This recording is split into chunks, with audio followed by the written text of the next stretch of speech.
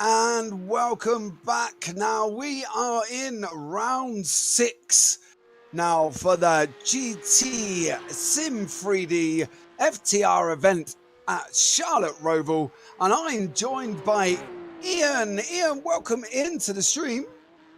Thank you very much, James. Thank you, Sean. Thank you, Tim. Happy New Year to everybody.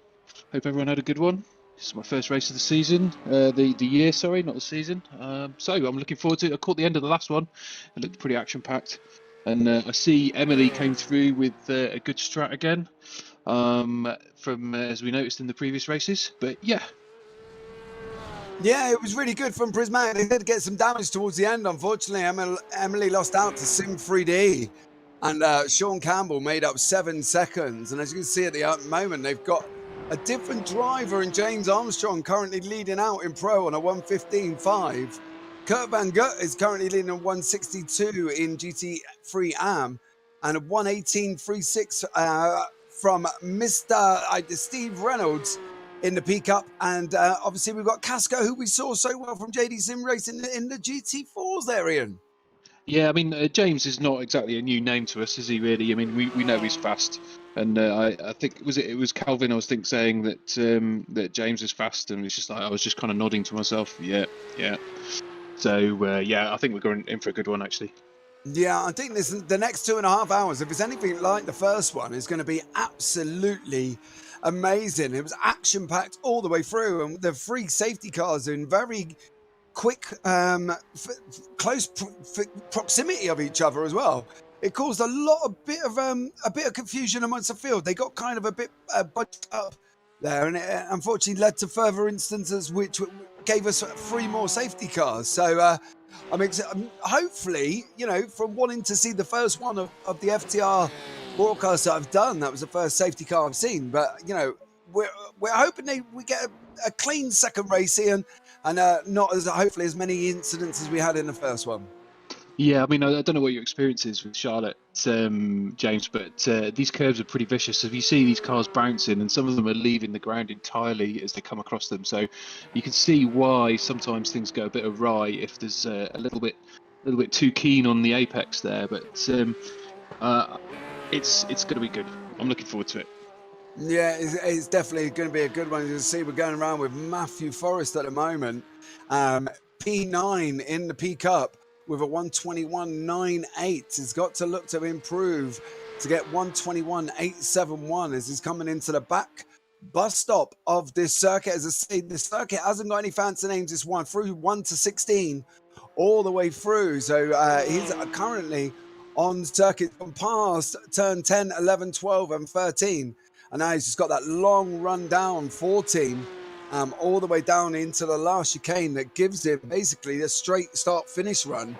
And then hopefully we'll see what he can do and see if he's going to improve on his time. We just have to keep an eye on Matthew Forrest and see if there's any improvements at all, I mean, to see if he's moved up any further. Just as we were watching him, that braking zone into turn 10, 11 and 12, the chicane on the back straight is a really hard braking zone. You've got to be really careful because you've been at full chat pretty much since turn 8 as you come out the infield round that big bank.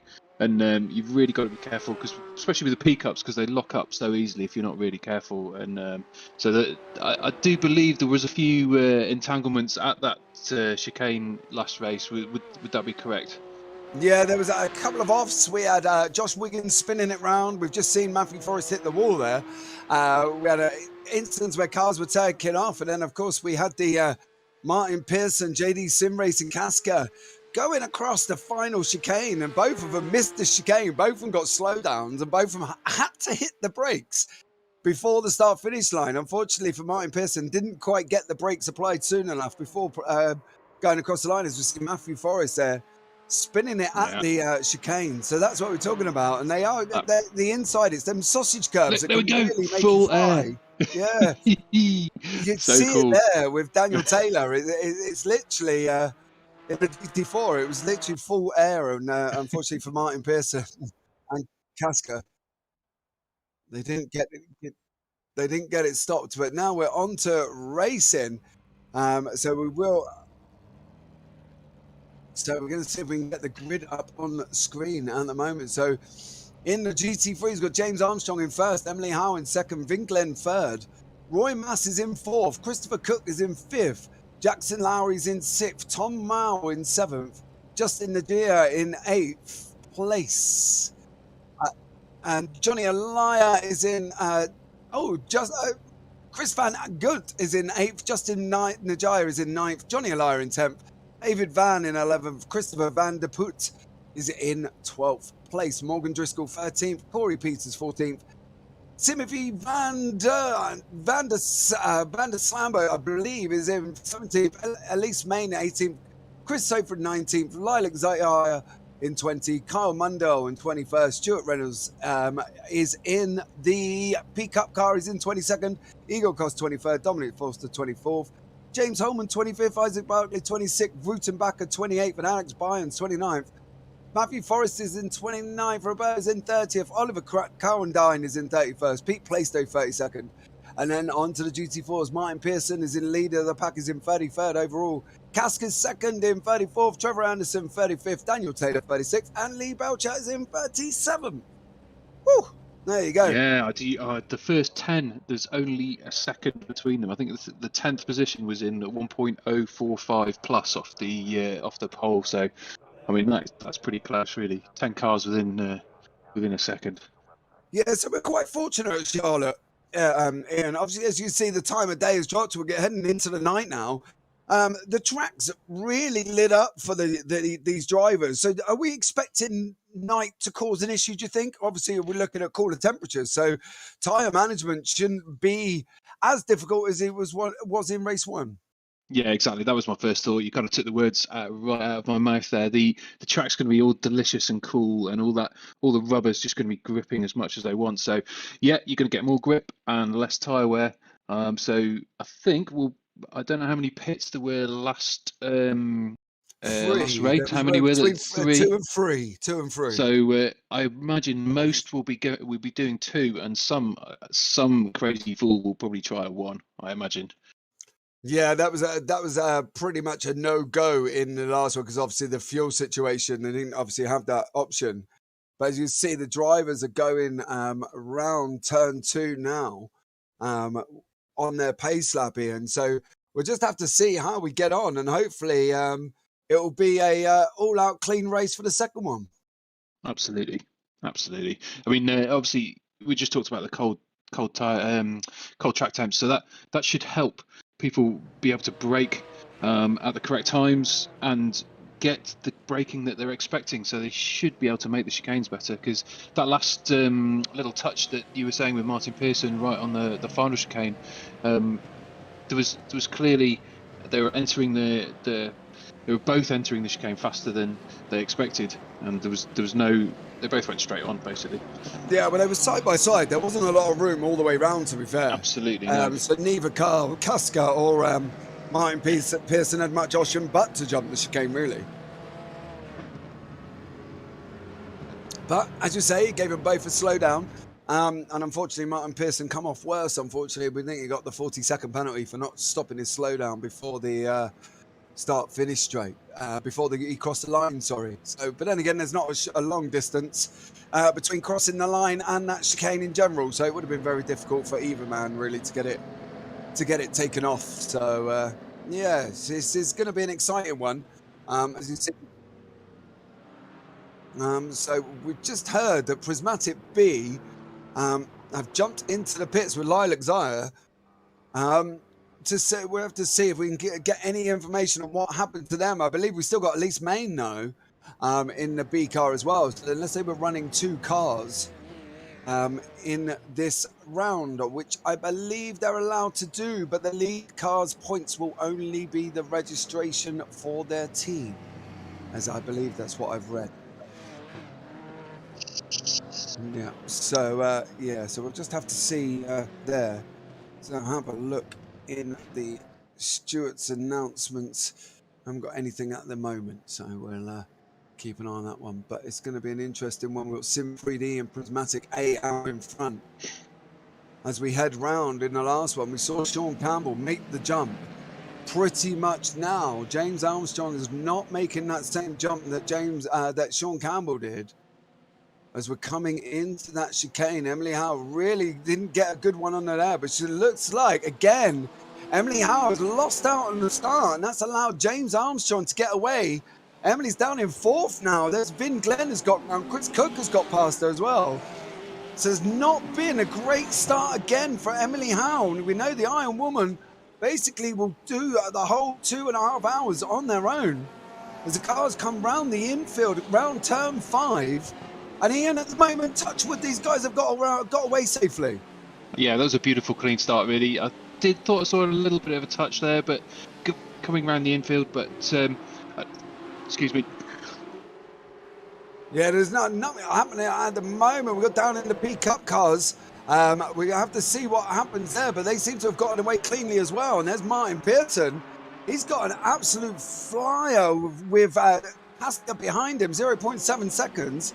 These guys are heading round turn 9 for the first time into the bus stop. And as you can see, Pravnik from Zabi Racing is really trying to keep these guys at bay. Robert Lancaster in the Ferrari, Chris Hoffer in the Mercedes. He's trying to make that car as much as Frack. So Emily Howe is now down in P4. Not a good start again. Not a good start again from Emily Howe. James Armstrong's out in front. Vin Glenn, Chris Cook has got past Emily at the start. She lost out on the start in race 1. And now it's put her all the way into the clutches of Tom Moore. But Chris Cook is climbing all over Vin Glenn. Probably one of the youngest drivers on circuit here. And you know, Chris Cook is really giving him a hard time. Yeah, that's the beauty of iRacing, though, isn't it? It's like you can be, really young and still be fast. So that's one of my favourite things about it, actually. You see the first lap, they were all tiptoeing gingerly around that lap. Everyone was kind of like going through the chicanes really nicely, and you saw. I think we were focused on Emily as she gave a little bit of a squirm as she came out of that last chicane. Probably trying to get the power down a little bit too early, but the reactions were good and she held on to it. So she's still running in 4th, I believe, and Chris Cook is up in 3rd. Yeah, 2 seconds out, and we've got Chris Cook driving all over the back of Vin Glenn. He takes the high line. I mean, round 9, round 14, sorry, down into the start-finish straight, settles in behind him again. And then the guy's going to follow through the in-sections, as I said earlier on, this first part of this lap is used for the dirt circuit. So we go left and then we go into that tight wall section that caught a couple of drivers out in the first race, as did the off-camber 3. That had a few spinners in as well, and they did unfortunately hit the barrier. But these guys are keeping it nice and sensible. But James Armstrong is off. He is off on the road. 2.38 seconds already, and we're only on lap 3. And James Armstrong has left the pack and allowing these guys just to kind of get on with it, Ian, and he's just gone cleared off down the road. Well, we were warned. We can't say we weren't. And I don't know if you saw that Porsche that we were following right now as we come around that first corner. The line he took 2 seconds was in, 2 seconds. Chris Cook's gone up the inside.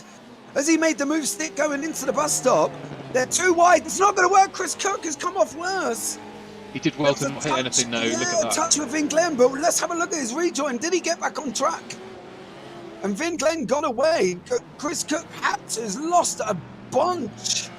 He's absolutely down the field in 17th position now. I'm not sure there was a contact there. I think there was definitely contact with Vin Glenn, and I think that unfortunately put Chris Cook offline.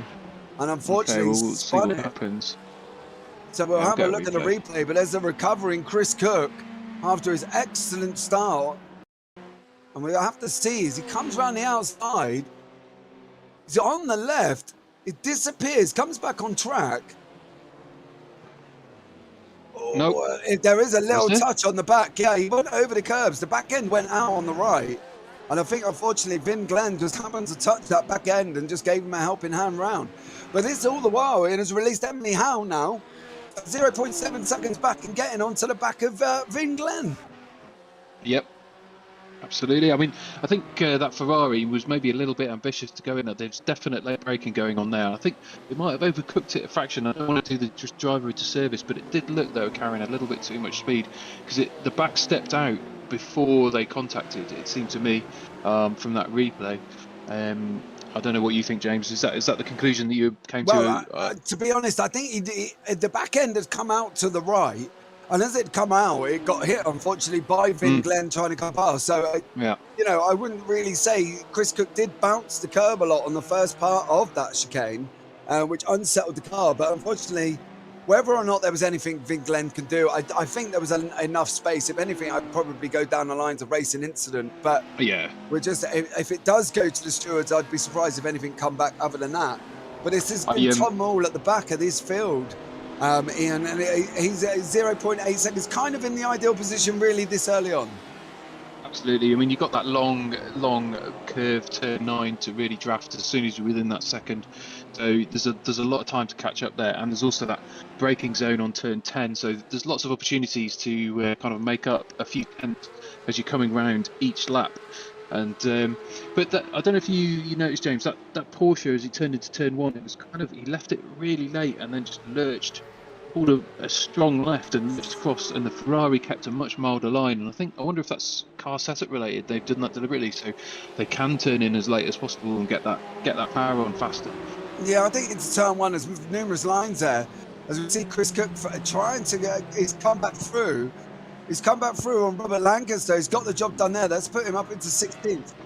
He's got his wing damage on the right-hand side. There's car number 23. That's Rob Lancaster. It looks like he's had a touch. But Chris Cook's car looks fairly tidy on the Ferrari. It's the car behind that's got the little bit of the damage. But as we've seen previously, whether or not that wing really affects these cars when it's damaged, we've had wings with near enough 90-degree angles and they've not really affected it. But we have got the Johnny Elia, Morgan Driscoll, 11 Temps Racing, and Mad Chili having a battle. And unfortunately, Morgan's having a bit of a blink in the meantime. Yeah, it's gonna cause a problem as the race goes on, isn't it? Anything harder than trying to overtake a blinking car, Ian, is always an impossible task, unfortunately. Yeah. I mean, you know as well as I do, James. He's like, you constantly just like, is it there? Is it there? Am I gonna? Where is it? And but just to quickly, I think this track might suit Ferraris a little bit because we know that Ferraris don't really have to run much wing for like the top speed, and so I wonder if we'll see some faster laps coming in from those. Yeah, we're expecting to come. We've got Chris Cook again on Zabi Racing. Chris is coming back through the field like a hot knife through butter. Next in line is Corey Peters. He's clearly on a mission. Yeah, he's going to be in, isn't he? He's going to be really, really trying to push that car through. And unfortunately, Lucas Provenek, 4th in class at the moment, kind of was on the back end of Chris Cook's RAF there. He just kind of went past him, and that was it. Job done, and on he goes again. Chris Cook heading for Corey Peters now. So this is going to be interesting to see how far Chris can get up through the field here. Yeah, I'm going to keep an eye on my timing tower because Chris Cook is now currently, as we stand, 6.19 laps in. He's 10 laps down, 10 positions down from his start. So I can expect that to see the number shrink based on his pace that we've seen in the last, I don't know, 3 laps. After that, Yeah. It's really good that it hasn't affected his mentality. He's clearly like just basically gripped his steering wheel and gone, right, this is it. Concentrate. Here we go.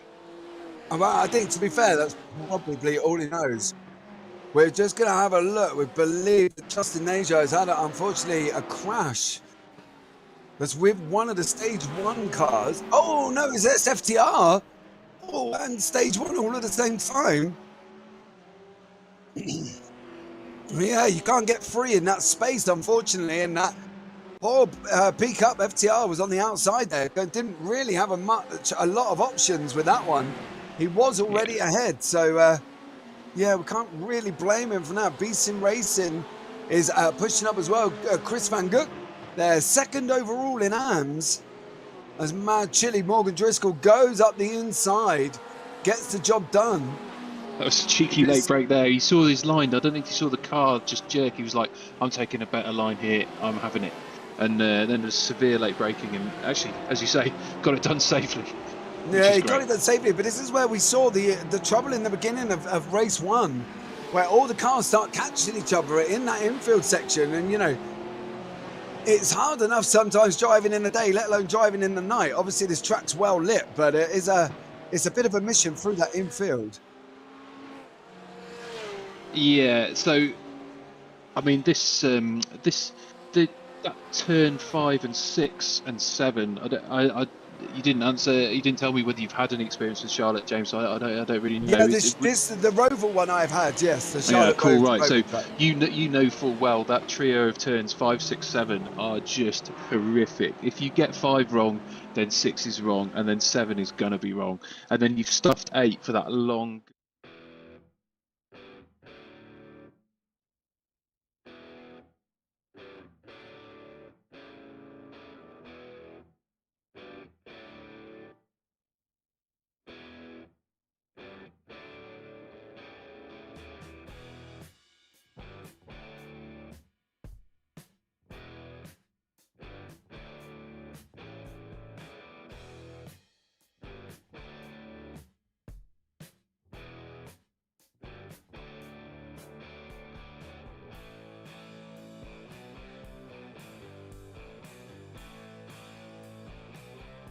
It's quite a heavy break as well, isn't it?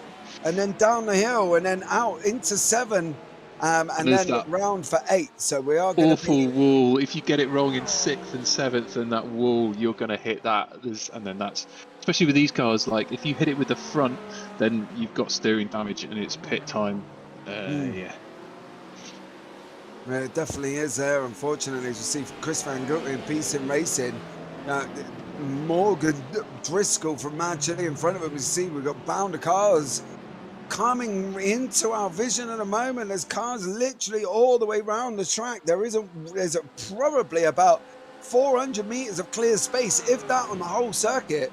As we see Chris Van Gutten there, he's making moves. We got Morgan Driscoll, unfortunately, is blinking, which is not good at the best of times with 2 hours 18 minutes remaining.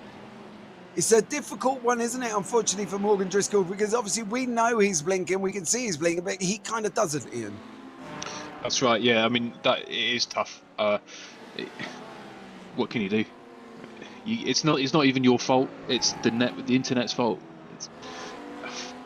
Yeah, there's not a lot, Justin, not a lot, sorry, Morgan can do there, apart from just put his head down and carry on racing. Yeah. He's relying on other people to tell him that this is the issue that is happening. As we see, they're all a bunch of cars bunched up together there. There was contact in front. In front. Did well to miss that. Is that Zabby Racing there was involved? We'll have a look back. I think that was Zabby Racing involved in that one.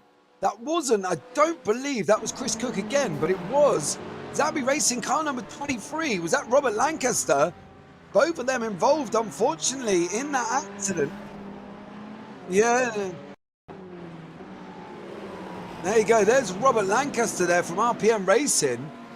Zabby was slow on the exit. He's had to brake, and I don't think he was expecting him to brake. And unfortunately, just went into the back of him. I don't think he had that. Zabby had that little break in the middle, and obviously, poor old Robert Lancaster wasn't expecting. Yeah, wasn't expecting. And Robert, I mean, like, it looked like it just reversed a little bit.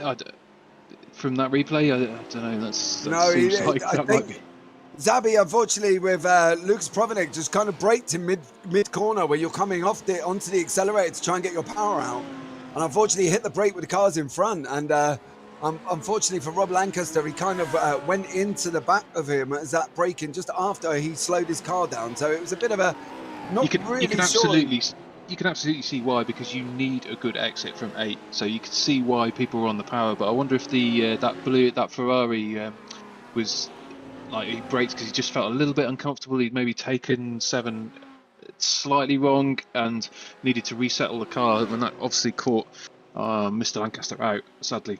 Yeah, you never really know. Unfortunately, we're not in the cars. You see Martin Pearson there from Backmarker Racing in the GT4, out in front by 9 seconds. Normally, I would say that was a nice buffer, but unfortunately, we saw that in the first race where he had about a 7-second gap. And him and JD Sim Racing ended up crossing in the line together, both with slowdowns coming actually into the chicane about now. So both of them had slowdowns going across there, and both of them had to get the car stopped before now. It was definitely a bit of a mission, but I believe we've got a replay coming up for you. Lee Belcher, FTR Esports. Ian, why don't you run us through what's happened? Well, let's just have a look first. I just missed it. There's a big bounce there. The car was totally unsettled, and he tried to turn in as the front end landed, and then the rear wheels hit, and all the grip arrived as the front wheels didn't have that grip that they needed. That's kind of what looked like it there, because the front didn't hit soon enough. I think he just was a little bit keen on that curb there. Yeah, Lee Belcher in FTR there, unfortunately, and having that little bit of an accident. So unfortunately for him, he's just bounced the curb, spun round there. James Armstrong's well out in front. Stuart Reynolds is 4 seconds in the P-Cup, coming out to 4 seconds from Isaac Barkley. That's an amazing gap from Sim Party Racing Esports. I know we've had a couple of them guys in chat as well. So thank you so much for joining us. And if you are joining us, all the links are down in the description. Thank you so much. Hit that subscribe button to keep up to date and turn on the bells Just to for all the say, notifications. just as a point of note, it's looking like James, I say he's only 4 seconds ahead, but he was 2 seconds ahead within 2 laps. So I wonder if he's backed off a little bit, because he might be going for a lesser tyre strategy there. Because if he was really racing, he probably should be maybe 10 seconds ahead. Well, Ian, based on those first 2 laps. He was 0.8 of a second quicker on the last time around, with him doing a 1:16.7 and Vin Glenn doing, well, they've just done a 1:15.91 and Vin Glenn has just done a 1:16.56, so he was half a second faster. So if he has backing off, he's backing off not enough, clearly, because he needs to go a little bit more for poor old Vin Glenn to try and keep up with him. So I think, I think James is still racing. We're 13 laps in, and if it was half a second a lap, he'd be 6.5 seconds ahead. So I think he's definitely. He's I don't know. Nearly pushing 4 seconds now. So he is extending the gap, but you know he's got the buffer. He doesn't have to deal with that sort of. You know, he doesn't have to go and push full to Blair. We got Calvin Denning. We got held up massively by the FTR Porsche Cup. Gap got pulled into 0.6. So there you go. There's our information for you. Calvin Dent has filled us in from Sim3D with James Armstrong out in front. Got held up by an FTR Porsche Cup car, and that's why the gap isn't where we expected it to be in. There we go. Right, brilliant. All right. So as we see there, Roberto De Filippes from Sicania Endurance. Now, the Sicania had a very quiet race the first time round. I don't actually believe we've touched on them. Didn't touched on one. So they won at Belle Isle. I've just been informed. Unfortunately, I wasn't in that race due to illness, so unfortunately I missed that. But I believe they were getting it in, being told in my ear that they won in Belle Isle. So that's absolutely amazing. Didn't cover them in the first race. They had a very quiet race, just going around doing their business at the moment. Currently 7th in class for them. Or 10th in class, sorry, I should say. So they seem to be just plodding around again and getting on with their race, not really getting into anything exciting. What would you prefer, James? Would you prefer to be featured all race for action going up, or just breezing straight through everybody and just putting in a quality race and winning? With me, this is free wide. Going round into the last chicane, they were free wide there. 11/10ths race in FTR. We're free wide, and car number 193 going into that chicane there. Unfortunately, that was looking very tasty at one point, being free wide that close to the last chicane. But they've managed to make it clearly, but that's still 11/10ths in FTR red. Getting the job done, but they've got the GT3 cars coming round. They're being eaten up ever so quickly. 11/10ths is losing time. Cowendine is just losing time to the car in front because he just can't get his flow going in when he's stuck in this amount of traffic. Yeah, I mean, this track is actually quite well built. We've got a car underneath the blue line here, James. Let's go over you. Yeah, we've got Jackson Lowry now in FTR Esports Red. He's managed to get the car back. He's trying to get the car back to the pits, but he has got damage. The car is snaking. Snaking all over the way. Yeah. Snaking was exactly the word. Oh, that front wheel. Look at that front wheel looks broken. That front left. He's got to get it down on the inside to be able to take the line round. But Jackson Lowry and FTR Esports, is he carrying on? He's No, that's a pit. There's a replay of it, but I don't see anything.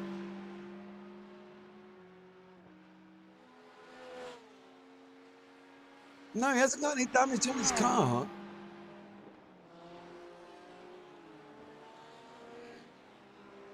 Was it that outside edge curb that literally just killed his Ferrari? I think you're right. I think you've got the inside over the tyre over the other side of that awful curb, and it may have just pulled the steering rack aside a little bit. Yeah, because there's nothing dramatic happening apart from the curbs. Unless we're not far enough on, but I can't see that he's actually done any damage. He's not hit a wall. Not yet. Not yet, but obviously we're still following it to see what he's been up to, Jackson Lowry. But no, there's a little wiggle. There wasn't any touch there. Did he? No, he didn't clip that one. No, it doesn't look like he's done anything. Unfortunately, he's got...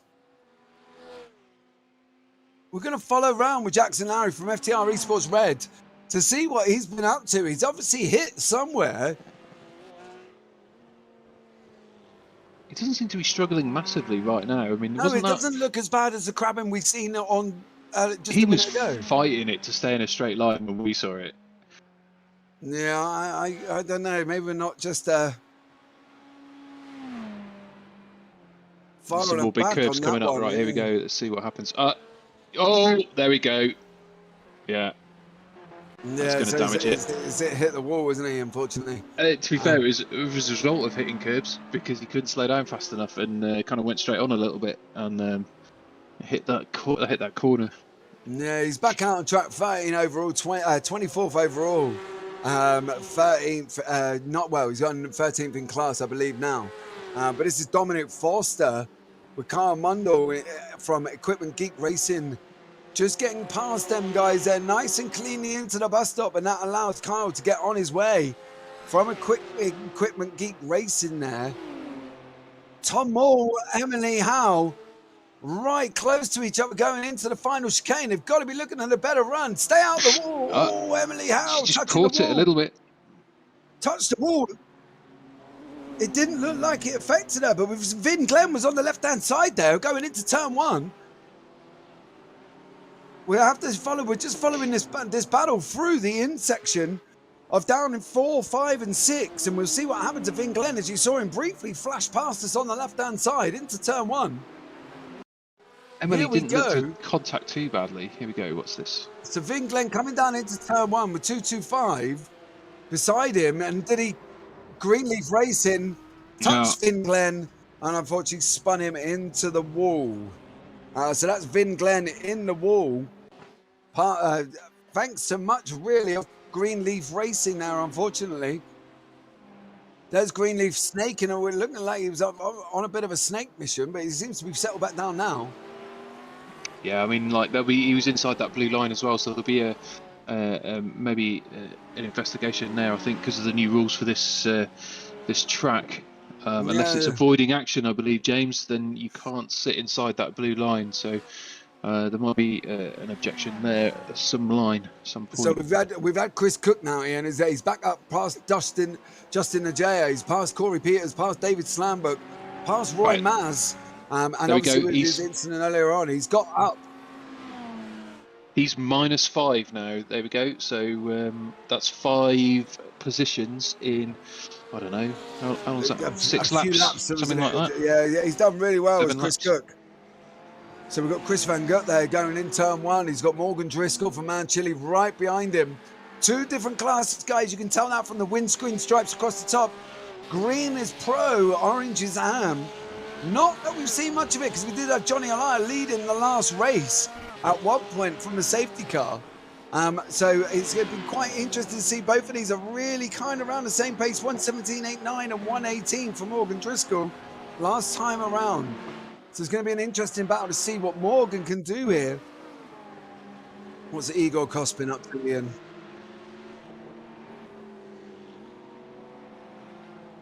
So is that Igor Kospin? It's got past Bayern's out on the infield, so well done to Igor. That was a lovely overtake on the outside, because that corner is quite wily as well, because as you get too close, the track starts to flatten out as it's kind of got a big hump, so the camber changes as you get closer to the edge, so you have to be super careful of that. I mean, that was a really nice, brave pass there from Igor. Yeah, so we've got Tom Moore, Emily Howe now still battling it out. Round the infield section of 4, going round, coming down the straight. Be down into 4 now, front down the straight into 5. These guys are really close together. Emily Howe and Tom Moore. James Armstrong was all the while down the road of about 13 seconds, I believe. So he's cleared off and he's got the job done there. James is really now showing his pace. Do you see the lines there? Yeah, that's the really different interesting. line. The different line going into that corner. I think I'm more of an Emily Howe line when I've driven this circuit. I don't know about yourself.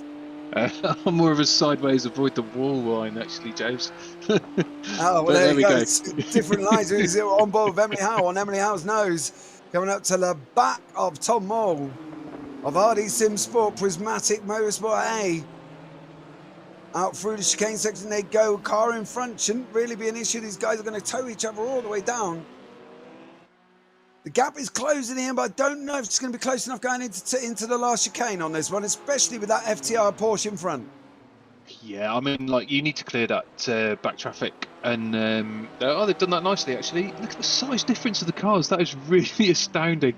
As they're coming into the turn 1, goodness me, the Porsche, the GT4 lets them through as they're coming into that awful counter camber bend, which could be if you're not careful. Yeah, there they go down into 5 now. The tricky right-hander uphill off camber, looking at turning right all at the same time, trying to stay as close to that curve as you can to try and get the exit out. Here we go. We got within half a second on the big draft now. Hopefully she maintains it. Yes, it's got to try and close it up. It's out at about 1.2 seconds. You can pick the draft up in. And so they will always have that gap closing. It's just whether or not it's going to be close enough to get through the bus stop. Perfectly. Have you seen that? Look at the difference. There's just like, it's been within 100th all the way around. So as one was accelerating, the other one was. That was quality. Yeah, so these guys are now leading out around the long turn 14, all the way down into the final chicane. Emily Howe, Prismatic 0.20 and closing 1615. Not going to get the job done on this time around either. So we go now heading into lap 22. And these guys are still as they were in all the way through for the last 2 laps. Yeah, we've got 2 hours left. So there'll be some strategy involved here, especially at the top of the pack. If someone can actually eke out those tyres a little bit longer and maybe do 1 less pit stop or less fueling, then I think that might well be decided up here, especially when the people are this close, like within 3/10 of each other. Yeah, it's going to be interesting to see. We see that line again. Tom takes a very tight line to the curb on the way round 7. Emily Howe's a little bit wider out, but it seems to give her a little bit of a boosty exit out of 8. They're trying to get it back, drop back to 0.44, but as we know, that closes so quickly with the draft along here. They're going to clear that back marker racing there, I believe, is Emily Howe's got to get past. Oh, that was a nice move there from Tom Mayle, actually. Just basically force Emily to back off and sit with that back marker through the chicane, and she's lost a lot of time there. She's lost 7/10 nearly, actually. That was a canny move, actually. Well done. Yeah, that was Martin Pearson from GT4s there. Unfortunately, Emily Howe did not get through, but we're back to the Chris Van Goot and Morgan Driscoll battle. There we go, down Sam Housen, Christopher Van der Pot. There was almost a touch there, but they managed to get through clearly. This is Chris Cook still on his recovery up the back of Sam Housen. Justin Nager, Corey Peters, all 4 cars within just inside a second there. Heading round the final one, coming into the final chicane. This is going to be, it's either going to work or it's all going to go wrong. Chris still maintains station in second. You see that Porsche 3 cars ahead? It was the tight line it was taking through the chicane. It wasn't there's going Justin wide. Nager in. Hold on, Justin Nager gets Chris Cook going into turn 1. There's Justin Nager in the Audi. He's just got Chris Cook, the recovering Chris Cook, into turn 1. And that's put him into 3rd place into this pack of 4. Yeah, I see just Chris Cook dropped a place there. But, I mean, I'm fairly confident he'll get it back at some point, actually. Well, he's been flying along, so... but here we go with the Chris Van Gook and Morgan Driscoll battle. Mad Chili Racing in the back. And if I was Tim Cox now, this is going to be 3 wide. Everyone gets a bit of sense in their heads and decides to back off and not go 3 wide through that chicane, because that would have just been, yeah, that would have been complete and utter disaster, and possibly our first safety car of this race. So let's hope we've gone nearly 30. We're just coming up to 31 minutes, and we just haven't got our first safety car touch wood yet. Let's hope we can keep it from flag to flag. That would be ideal. All the way through. So Morgan Driscoll and Chris Van Gook round now on to lap 24 again. Ian still following station, not really making any big moves on each other. No, but it looks like he's closing and then dropping and closing and dropping. I mean, he seems to be bouncing up the curbs a little bit. I don't know whether that's knocking speed off, because he's trying to take those apexes too tightly, and it's maybe unsettling the car a bit. So he's giving him a bit of room, but we'll see as we come round. We're just heading up towards that fateful turn 8 where you get a good exit. Then there's that huge draft, and he is only 5 tenths behind him. Oh, nearly touches the wall, scrapes the paint off. And I think he probably lost a little bit of time on that exit. So he's now 5.5 tenths. Yeah, he's catching up a little bit, but that's the draft, isn't it? Yeah, the draft is, as I say, out 1.2, so he can close up. He's not going to make, obviously, as much as he would normally, but he's going to make enough. And it looks like there, Chris Van Gook got kind of held up a bit by the Porsche there, which has allowed Morgan Driscoll, the Porsche just comes straight back across. He needed to. Line. He needs to get, Morgan needs to kind of clear him before he loses any more time. They're going to, that was nearly close contact with them there. Morgan Driscoll must be kicking himself in that car, as that pickup car there nearly ended up putting themselves in a very horrendous position. So we see Chris Cook, Justin Niger, and Corey Peters still close together. I thought that was nice driving there from Morgan, because he managed to, Morgan, he managed to come around the inside. There was obviously a little bit of break, there was a little bit of a heart flutter there, a little bit of a pinch seat moment, but he did well to avoid all of that. Yeah, he definitely did there. So that was Morgan Driscoll getting done, and Corey Peters now fancies his chances against Chris Cook from Funk Motorsport. Chris Cook, obviously FTR Esports Red all the while. Roy Mass is coming back into them, and so is Sam Helsen. So Chris Cook is kind of, I don't know if he's lost his momentum or his tyres are going off this early on, but he's kind of really getting himself pulled back into a pack of racing cars that we wouldn't have expected him to be there after his recovery. No, I'm just going to nerd out a little bit about the lines there. Do you see the different lines between the Ferrari and the Porsche? The Ferrari went a little bit wide, the Porsche went tighter, and then that allowed the Porsche a wider line on the next bend coming through just as the exit to the infield, and it was like poetry in motion. Yeah, it definitely was. We see some excellent driving from these guys all the way through. You see Chris Cook, Corey Peters there. We've got Justin Ajaya up front as well. He's on the left-hand side of your screen there. You see him, well, he's on the right now. They're trying to clear the FTR Porsche. Corey Peters is wanting to get past. He manages to get past, but unfortunately for Roy Mass, Sam Helsen, they do not clear the car going into turn 4 and may have to wait for their opportunity. Sorry, James. Chris Van Gook and Johnny Alaya now have closed back up, pulling along Morgan Driscoll with 0.8 seconds out, Ian. This is the beauty of multi-class racing, because if you can get in front of a slower class before you hit a corner, then you are definitely going to hold up that geezer behind you who is no longer behind you, because you've forced a slower car and you just have to back off. It's really nice strategy, and I love to see drivers do that, and they're always thinking about it as well, which is really good, because it just kind of gives you an idea of the caliber and the fact these drivers are always thinking. And I'm going to pass up to you. There's something going exciting here. Chris Van Gook there, and Johnny Alaya from 11 temps coming onto the back of the D-Line GT4. Really, as you can see, this is the battle for first and second in AMS, guys. And Morgan Driscoll is in 5th overall in class, but he's obviously down in 7th position. But Johnny Morgan's really trying. John Morgan is really trying, but Johnny Alaya is obviously looking with Chris Van Gook right behind him, and Chris has got Morgan Driscoll right behind that as well, as these guys head into 6 and coming around to 7 and 8, out back onto the back corner, should we say, of 8 and 9. Yeah, looking Morgan like really. You saw that Ferrari squirming under acceleration as he came out of that chicane. You could see it was nearly stepped out, but the driver he was on it. He knew what he was doing, but it was a little bit early on the power there, I think. yeah, he's trying to get it down as quickly as possible. With 1 hour 54 remaining, we're looking at coming into the pit stops. Really could happen within the next sort of 10-15 minutes. It's going to be interesting to see what strategy these guys have got and whether or not Ian Morgan Driscoll saved any fuel being tucked up behind Chris Van Gook. Oh, yeah, I mean, yeah, I don't know the exact numbers, but I mean, surely if you manage to spend a few laps in someone's draft, it's probably only going to save you a few laps worth of fuel, right? I'd imagine it's not going to be huge numbers. Yeah, but it could be enough, Ian, on the pit stops, you know, at the moment. So we've got Sim Party Racing, Neil Ferrier sat in the waiting room for us at the moment. We can get Neil into the commentary box there. Neil, welcome in. Hello. Hello, how are you? How about yourselves?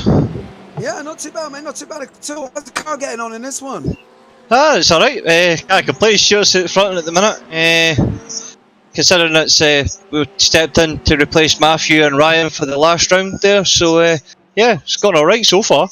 Yeah, he's got about a 4.5 second gap. Have we got any, like, what's the strategy you're looking at? Are you looking at the two-stop strategy, or are you going to be looking at possibly maybe getting the free in before the end of the race? I think we're kind of just winging it at the minute, to be honest with you. We really don't know how it'll work out. Unfortunately, in race 1, we lost out with the safety car. We kind of misjudged it.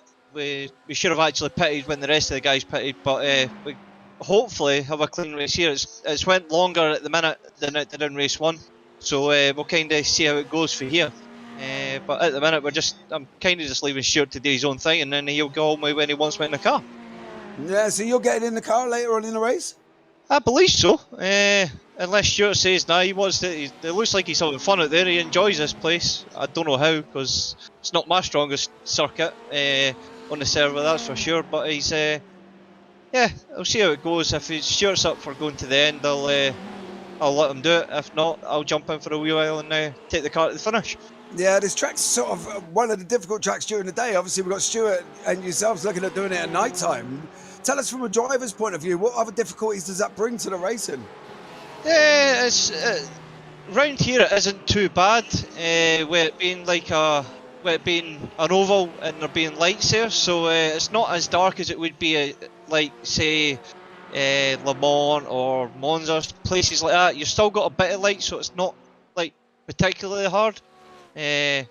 So yeah, it's just try to pick out your brake markers a wee bit earlier, just to make sure that you're going to get them at the right point.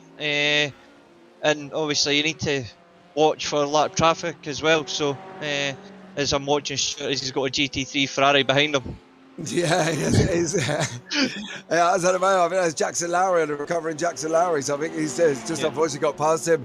But Neil, we'll let you get back. Are you spotting for Stuart, or are you supposed to be spotting for Stuart at the moment? Nah, I mean, kind of. Stuart's an experienced enough driver where he knows what he's doing, so I don't really have to tell him what to do. So yeah, I'll just keep an eye on any safety cars and keep an eye out for pit strategy changes. All right, now, well, much appreciated. We'll let you get back to the. Whoa, here we go, James. There's a bang. We'll Morgan's catch up hit. with you soon. Sorry, Yeah, James. cheers. Morgan's just hit on the inside of turn 6. I think we'll get a replay any second. Over to you. Yeah, that's Morgan Driscoll, I believe, spinning onto the wall. He went round on his own. He took out 11 temps racing. Unfortunately, was involved in that as well. So that's Morgan Driscoll after an absolutely amazing start. Up into 5th place in class overall, 7th on track. That is a real shame. Yeah, there's a real shame on there, though. So now we're going to see the Chris Van Gook and Johnny Elia battle. Johnny hasn't got Morgan Driscoll to put Chris off, though, Ian. So it's kind of like down to Chris now to get onto the back of Johnny Elia. I mean, that's part of being a driver, isn't it? It's just you've got to put what's just happened behind you and just get on it. I'm still not very practiced at that. Still that red fury sits in your head and you just got to forget it and get on. Yeah, well, for Morgan Driscoll, he has. Obviously, for Chris, who just manages to miss the incident, he's now just looking forward. These guys are first and second in AMS overall. So Johnny Elias in first, Chris Van Gook in second. So they kind of just defend from Morgan. Yeah, absolutely. I mean, one of the best things I did for my racing habits was turn off the virtual rear view mirror. So like it allows me just to forget about what's behind me. I'm not, because a lot of the times I found myself concentrating on that little mirror as opposed to what's actually going on in front of me, and I found it really helped to just concentrate and focus. But you're right, like when you're seeing cars flash around in your mirrors, it really does put you off. Yeah, that incident is under investigation for the Stewart Man Chili Racing, 11 Temps Racing. A racing team red are currently under investigation. So we'll see what they come out of it. But to be honest, I think it was just one of them things.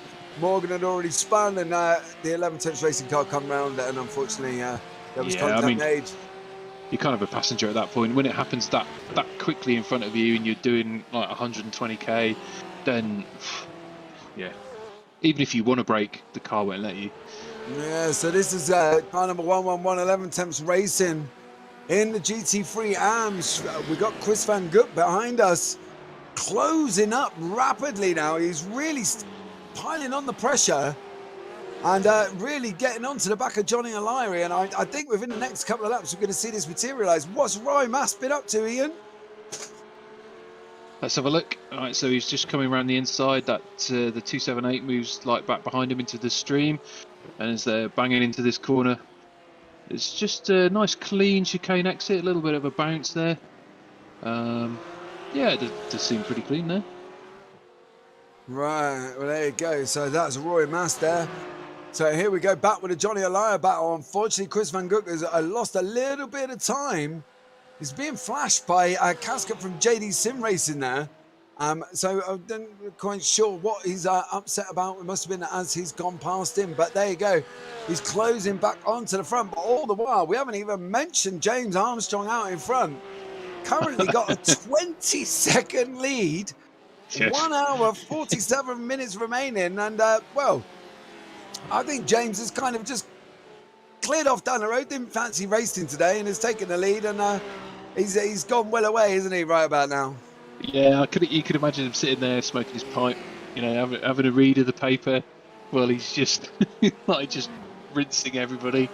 I mean, clearly he's a quality driver there. I can't even begin to imagine. I might even save this replay, I think, and just try and have a quick look at his lines, because clearly there's something to be learned. Yeah, James Armstrong is very quick. So what I'll do is I'll take you through the leaderboards right now. So we've got James Armstrong out in front in a GT3 Pro. Tom Moore is second. Emily Howe from Prismatic is in third. Unfortunately, didn't get the greatest of starts from second, and that's put her down in third place. Vin Glenn is in fourth. Johnny Elia is leading AMS. He's fifth overall, with Chris Van Gook is sixth, second in AMS, but he's sixth overall. Van der Put is fifth. Justin Ajaya is sixth. Corey Peters seventh. Chris Cook, the recovering Chris Cook, is eighth place there. David Van Slambrook is in ninth. Provenix third overall in AMS. Robert Lancaster in 10th. Elise Main is fourth overall in AMS. So excellent driving there. Lowry is in 11th. Stuart Reynolds is in first place in class at the moment. So amazing there for Stuart. Holman is in second. Isaac Bartley is third. And we've got Carl Mundell down amongst the mix at the moment. So it's going to be interesting to see if Carl can get his way through the cars in front of him at the moment in the peak up. So it's going to be interesting to see. So hopefully we can get, there you go. Stuart Reynolds, there you go, in the peak up. Stuart Reynolds is in first. James Holman second. Isaac Bartley third. Foster in fourth. Plaistow, Pete Plaistow in fifth. Hugo Cross in sixth. Backer in seventh. Forrest in eighth. And then we've got Roberto De Filippis in ninth. And Carl Dine from 11 Temps Racing is in 10th place in the peak up. So in the GT4s, we got Martin Pearson with another person with a 21-second gap. Is almost literally, he can get a pit stop in and out. If he does anything there, if he keeps clearing time like this, he's going to be well on his bike. Daniel W. Taylor is in second place. Casca from JD is in third. Lee Belcher, FTR in fourth, and Trevor Anderson is currently 5th in class on the GT4. So as you can see there, guys, that's the separation. GT3 Pros, Armstrong, Mao, Howe, Glenn and Vanderput. Ams is the liar. Van Gook. Providence is in the pits at the moment. Main, Mundell, Peacock, Reynolds, Holman, Bartley, Foster, Plaistow, and in GT4, Pearson, Taylor, Casca, Belcher, Anderson. So there you go, guys. Absolutely amazing race so far. An hour and 44 minutes coming into this pit stop range about now. So we haven't had a safety car within this first period. So these guys have not had the opportunity to take a free pit stop. So it is as you were on strat when you started this race to see how you get on. And then you see Johnny Alayo got B-Sim Racing, Chris Van Gook right behind him, goes into the pit. So he's first. We've got Vin Glenn is in as well. Chris Van Gook is in. So these guys are blinked first out of the top runners and they've got into the pits at the moment. So that is them guys taking their first stop. So there's a couple of people who stopped. Jackson Lowry stopped. Morgan Driscoll, who we've seen had the accident, and he has stopped. Lucas Providic stopped as well. Karen Mundell has been in the pits, and there's a couple of others that have also joined them. So Chris Van Gook is in the pits, second in class overall.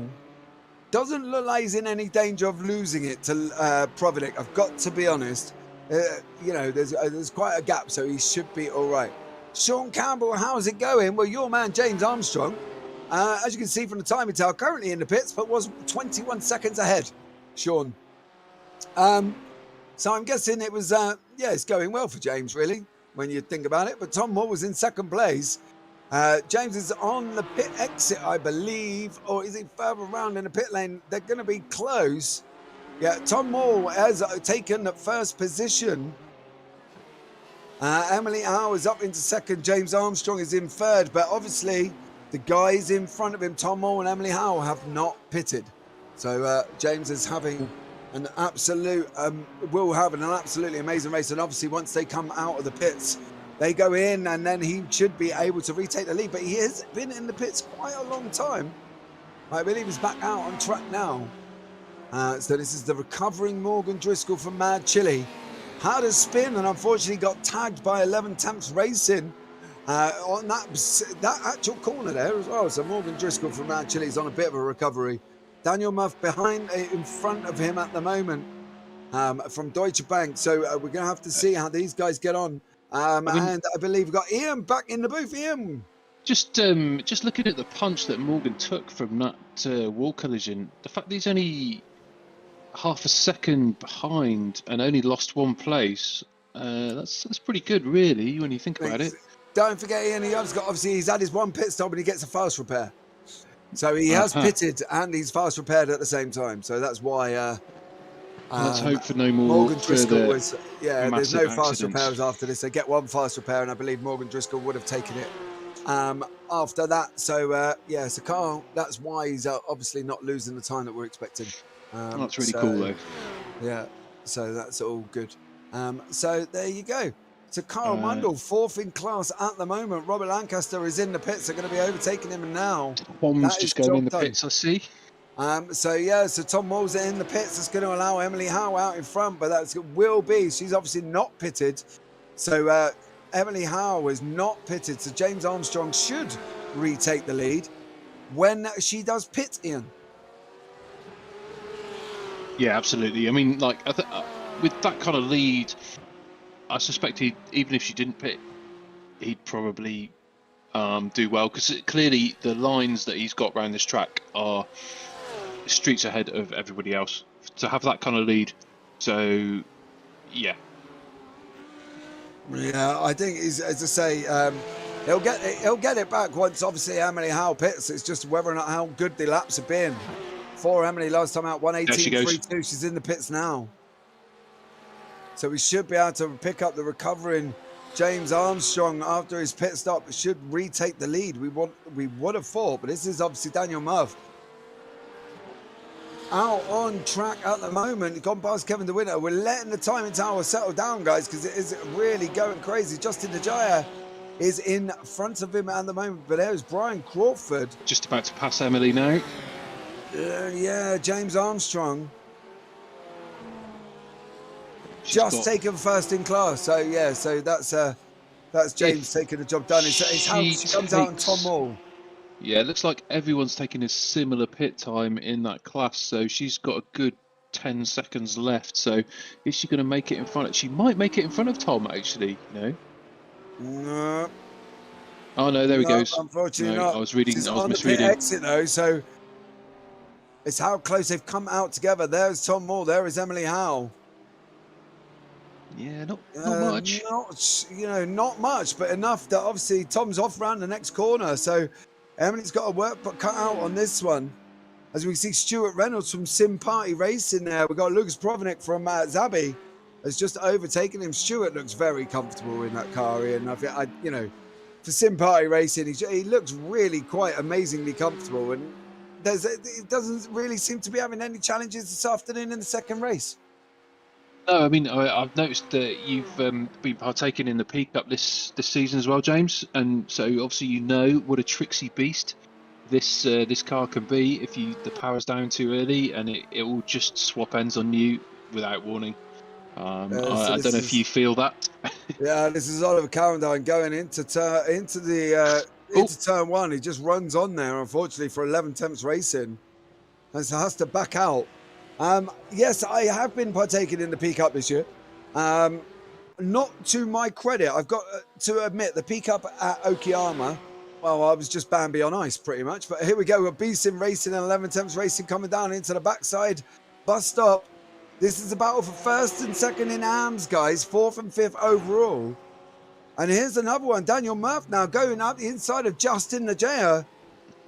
That looks a lot straightforward. That's a battle for 6th and 7th in class, 8th and 9th overall. That was a really nice connect. Yeah, that was job done. But here we go. This is it. Chris Van Gook and Byron Crawford from 11 Temps. Job done there for Chris Van Gook from B-Sim. Got it done on Byron Crawford. Byron's now got to get his head down and try and at least retain into the draft zone, or at least try and overtake it back here. I think he's got to now and try and stay with him. I mean, it's all about these tricky corners, isn't it? I mean, that turn two, and then this next set that we were talking about earlier, this exit from turn 8 is all important. Yeah, as I've seen Martin Peterson, has just tried driver change. We've got Casca in the JD Sim Racing is in second, but I don't believe that's really going to affect these guys. I think he's going to be well out before he even really challenges. They're not on the pit exit yet. They are still in the pit, so it's going to be interesting to see. Casca has already pitted.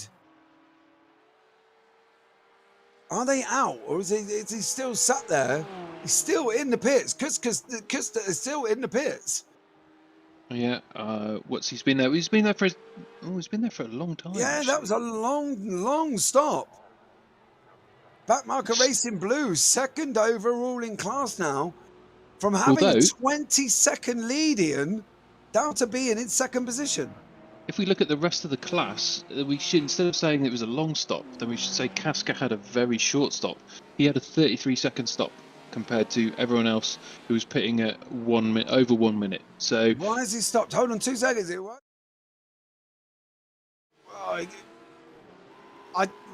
He's jumped back into the pits again. He's obviously got a problem because he come out, stopped, and then jumped into the pits. Yeah, I mean, he came out 30 seconds early, so maybe he took the option to take a tow now, or maybe he wanted to change tyres but forgot. I don't know. We're going to have to see if we can get some information. It's a GT4, isn't it? So you change tyres at the same time as fuel, so... Well, we'll have to have a look onto that one. We'll see what we can see if we can get anything. If Martin, if you're in YouTube chat, if you can fill us in what he's been up to, that would be absolutely amazing. Maybe we can see if we get Martin in for an interview see if we can get hold of Martin and see.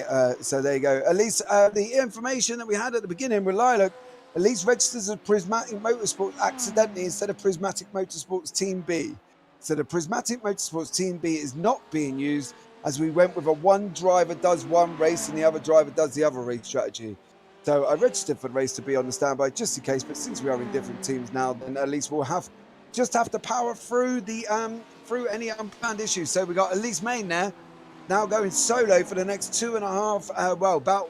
She's been obviously racing 2.5 hours, so she's got an hour and 35 minutes left to go out on her own, Ian. Yeah, I mean that's constitution, because like after a 40-minute race, I'm just dripping adrenaline and sweat and pretty much shaking with hunger. So these guys just do this for 2.5 hours, then you know, fair play. Yeah, fair play to them. In the meantime, I'm going to try and see if we can get a hold of Martin Pearson and see if we can have an interview and see if we can find out what went on with Sir, because obviously he's he's out now, isn't he? Is he out? He's not out on track currently. Time and says he's out. So we'll have to see if we can find out what actually happened with the Backmarker racing car there in GT4, because it was a little bit strange. A quick time and tower update on the top 3 in the head class. We've got Emily is now looking like 2 seconds in, 2 seconds, 11 tenths racing. And Jackson Lowry, we've got also car number 20 in there, like Christopher Van der Put. Taking the chicane, that's at 11 tenths. Byron Crawford got the job done, but it was a very close one with Jackson and Christopher Van der Put there. But Byron's now, he's dropped 3 seconds down to Chris Van Gook, so he's kind of losing time. So it's, maybe he was only surviving, but as I say, now he's got the Chris Van der Put climbing all over the back of him, Ian. Oh, yeah, I mean, that's going to put you off. I know we were talking about the certain settings, so you can try and reduce that. They're still going to be in your mirrors. But I mean, Emily is now only only a second behind. Zabby racing there. Kevin De Winter getting the job done up into going round into 6. Not your conventional place, but he kind of put his elbows out and said to Lucas, I'm coming through and you better move out of the way because this is my spot. And off he goes again. But there you go, back on board with Jackson Lowry and Byron Crawford, 0.34 seconds back. And behind him, Daniel Muff, Christopher Van der Put. Daniel goes on the inside. He's going to pick up the toe of the cars in front, so it should pull him past Chris Van der Put. And it does job done for Daniel Muff there, Ian. Yeah. And just to go back to that Kevin De Winter, that BM is a pretty striking colour scheme with the red and the yellow and the black. Yeah, they do have a reverse as well. And there you go. There's Kevin De Winter for Stage 1 Racing Junior. Yeah, it looks nice. Stage 1 Racing is in the Porsche, the senior team, and they are the reverse of that. So the yellow is at the front, the red is in the middle, and I believe the black is at the back. Kevin De Winter, 10th overall in class currently at the moment. 12th overall in there you go, Stage 1 Racing Senior. Quick YouTube poll, which one do you prefer? Do you prefer the De Winter or do you prefer the reverse? Let's see. Anyway, over to you, James. I don't know. I don't mind either. I think both are quite striking and stand out really well. As we can see there, Eric Johnson runs slightly wide. That allows Kevin De Winter to get up on the inside. Is this Daniel Muff 4th overall? Has he got Jackson Lowry in the Ferrari climbing all over the back of him? In turn, who are climbing all over the back of Byron Crawford. And Byron isn't careful. He's losing places like anybody's business at the moment. He's going to take the FTR, but use it, slow it down and use it. Oh, Byron. Oh! Looked like there was a bit of a touch there. Yeah, Daniel Muff had to back out. That's now Jackson Lowry through, but that's given Byron Crawford, all in all, some space to get on there. I would have used that car as much as he did to try and keep that room.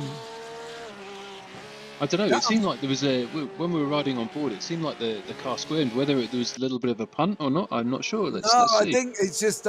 yeah. Oh, well... Yeah, but you can't really blame the FTR Sports.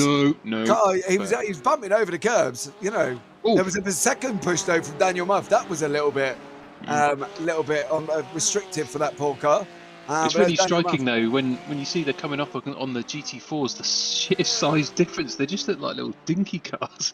Yeah, it's like going past a little Hot Wheels car, isn't it? Yeah, exactly. Little Hot Wheels car there, job done for them. That's Daniel Muff down in 5th overall. 7th on track at the moment in the GT3 class. So all in all, down Stuart Reynolds in the P-Cup. Talking of liveries, this is a special livery. Look at this one. This is beautiful. The orange and the white. That's special. I like that. They've definitely put on a show this week, and I think, you know, it's absolutely been absolutely amazing. what these guys have done with their cars. But here we go up front. We got a P Cup of Backmarker Racing. That's Martin Pearson back in the car. That is Martin Pearson back in the car in Backmarker Racing. So unless Cook just had an issue, that's probably why he didn't respond to me when I asked him for an interview. Probably because he's driving around the circuit. So, too busy, can't talk. Yeah, too busy, James. Stage 1 Racing Green, Timothy Van der Broek there has got the recovering Robert Lancaster right up behind him at the moment. Two, as you can see, different classes, AMs and pros. And there you go, Timothy Van der Broek. Let's Robert Lancaster through. And that should be him on his bike. Unfortunately, ever so slightly there. You see, he lost a bit of speed on the exit. Yeah, Robert Lancaster didn't get a good run, but Roy Mass is coming up behind him. He's going to catch the toe. It's going to take him past Timothy Van der Broek. There you go. That's the job done there. Roy Mass is through as well. Timothy Van der Broek looks like he's got a little bit of damage. His right wing is sticking out. His rear wing is sticking up a little bit, but we've seen that with cars before in there. Oh, Roy Mass goes through. He goes round in turn 1. Everyone does well to miss that as well. That was a split-second reaction time. He was coming inside anyway, but I mean, goodness. Yeah, Van der did well. Oh, that was look at that. Roy Mass bounces the curb. Let's see if he stays where he does. 322 does well, just veers around him. Move it back, Roy. There you go. Excellent. That's those curves again. Yeah, I think Roy Mass must have found the only clear bit of track to allow him to give him a gap big enough, because the track is filled with cars. There's no other gap apart from what Roy Mass had. I'm going to spin. I'm going to spin here. Yeah, exactly. It was probably ideal for Roy Mass to spin there because he wouldn't have had any mouth. So Daniel F now is up the inside of Jackson Lowry from Deutsche Payment Esports, heading down into 8. That's the job done for Timothy Van der Broek, Stage 1 Racing, Rob Lancaster. But here's the battle for second in class overall. Emily Howe, Tom Mole, second and third in the field. Still battling together, and these guys have kind of been at it all the way from the off, really. Yeah, so what I was trying to kind of like talk about earlier, and it's even close further, is after the pit, Emily was 2 seconds behind, I believe, behind Tom, and she's now 0.7. Yeah. So there's definite roads being made there. So I wonder whether we'll see a some kind of like frenetic action at some point in the near 10 laps or so. Yeah, well, we've got an hour and 27 remaining. Timothy Van der Broek, Stage 1 Racing Green. Turn 1, over the hill into the bank of the 2. Is this going to be down into turn 3 where he's just overcooked it? Took the curb. That was about it. What has Jackson Lowry been up to, Ian? Let's find out. So braking really late into that. It bounces. I mean, you have to take that line if you want to maintain any kind of speed through there. So yeah, I mean, that's kind of the line you need. You just basically have to grit your teeth and deal with it. But I think the point is like you have to try and balance your car over those curves as well. You can't back off the throttle entirely. You have to keep it maybe just about half down, not full, just to keep the balance of the car so that when it lands, you're not going to lose anything. Why is... Am I James Armstrong's in third? Yes, you're right. That's happened in the last lap or so. Yeah, why he is was James Armstrong... Is that... Have I got that right with pit lane time of 6... No, surely not. What has James Armstrong been up to, Ian? He's had another pit. That's why. He's had another pit stop. He's had a 40... He's on his second pit stop, and he's had a 40-second pit. So he maybe just pitted early to take fuel, and he's looking to keep tyres and maybe do an undercut on Tom and Emily. Well, there you go. That's James Armstrong. There. That's a 40-second pit. So that's not a minute pit, which is what everyone else has been doing. So I wonder if that was just like a chunk of fuel. Yeah, well, maybe that puts him back on schedule for the last 1 hour, 25 minutes. You can see in front there, we've got James Armstrong. Emily Howe just in front. There she is. Tom Mole in front there as well. We've got Quasar in front of him at the moment. Oh, he's got to get out of the way. I mean, clearly... Oh, that's close, isn't it? I mean, no, that was just quality driving. I mean, you just look at that; he was just so composed. There was no messing. He did it. He knew what he was doing, and he took that line, and there was no unsettlement of the car. That's kind of why he got so far ahead, and he's already within 0.2 of Emily after his pit stop. So. Yeah, Daniel Muff there has had an incident here and guide us through it. Let's just have a replay 1 second. Coming down into he's just turn. took that corner nicely. Yeah, nothing happening. Calvin Dennis in YouTube chat, we clipped the wall and had to take a fast repair. So there you go. That's what's happened to SIM3D. That was what was going on with James. Right. Yeah, that was the incident with James Armstrong. Clipped the wall, unfortunately, and had to take a fast repair. Not Hasn't really come off that badly. No, he's still in third place. So he's got Emily Howe just in front, Tom Moore in front of him, and these guys obviously have still got to pit again. But has that thrown James Armstrong out of the strategies? So the fact that he might have to pit one more time before the end of the race. So we'll have to see on that one what's actually happening. It depends whether Calvin can answer whether James took fuel on when he came in for the fast repair. Yeah, exactly. So we just have to see what happens. Probably not going to answer that. No, we're probably not going to get a response to that. So we'll just have to try and play that out as we go along. Tom Moore, Emily Howe, James Armstrong. These guys top 3 overall was the most pathetic tap as well, says Calvin Den in YouTube. So yeah. Yep. Tom Moore, Emily Howe, James Armstrong. There was literally less than a second over in between these cars at the moment as we go round to lap. We're coming to the end of lap 51. As we know, we managed to get 100 laps in the last race. So it'll be interesting to see if we manage to get it again. We might even get more actually, because obviously it's been a bit more fast paced. We've not had any safety cars, and touch wood, Ian, we might not get any either.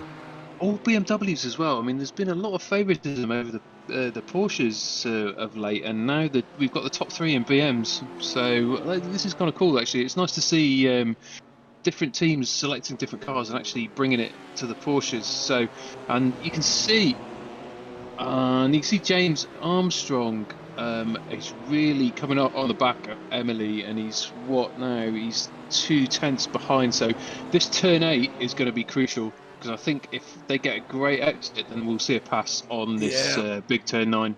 I think this is Emily Howe, unfortunately, now got James Armstrong right out the back. She stays out wide. James takes the inside line. I think Emily's kind of, you can kind of see that wasn't an aggressive move. She's just got now slot back in and get towed along by James, which should, in an ideal world, help her keep Tom Moore, because obviously James is obviously visually quick. So if Emily can stay within that draft area when James does come up battling Tom Moore, she's going to be right in the in the right place there as well, to be able to say. And we all know battles slow people down, and that was probably. I mean, we know that Emily's got a good strategic and tactical brain, so she probably was just like, he's faster than me, I'm just going to let him faster, I'm not going to fight, and just take his toe, as you were saying. Yeah, I think that's going to be the best way forward. We've got Lucas Provenant, Kevin De Winter, Eric Johnson here in the Porsche, the Ferrari and the BMW respectively, climbing all over the back of each other as they head round 7 down into 8. So we're going to have to see what Jackson Lowry, I believe, just got a notification that he's unfortunately been involved in an accident. We'll see what Jackson Lowry's been up to.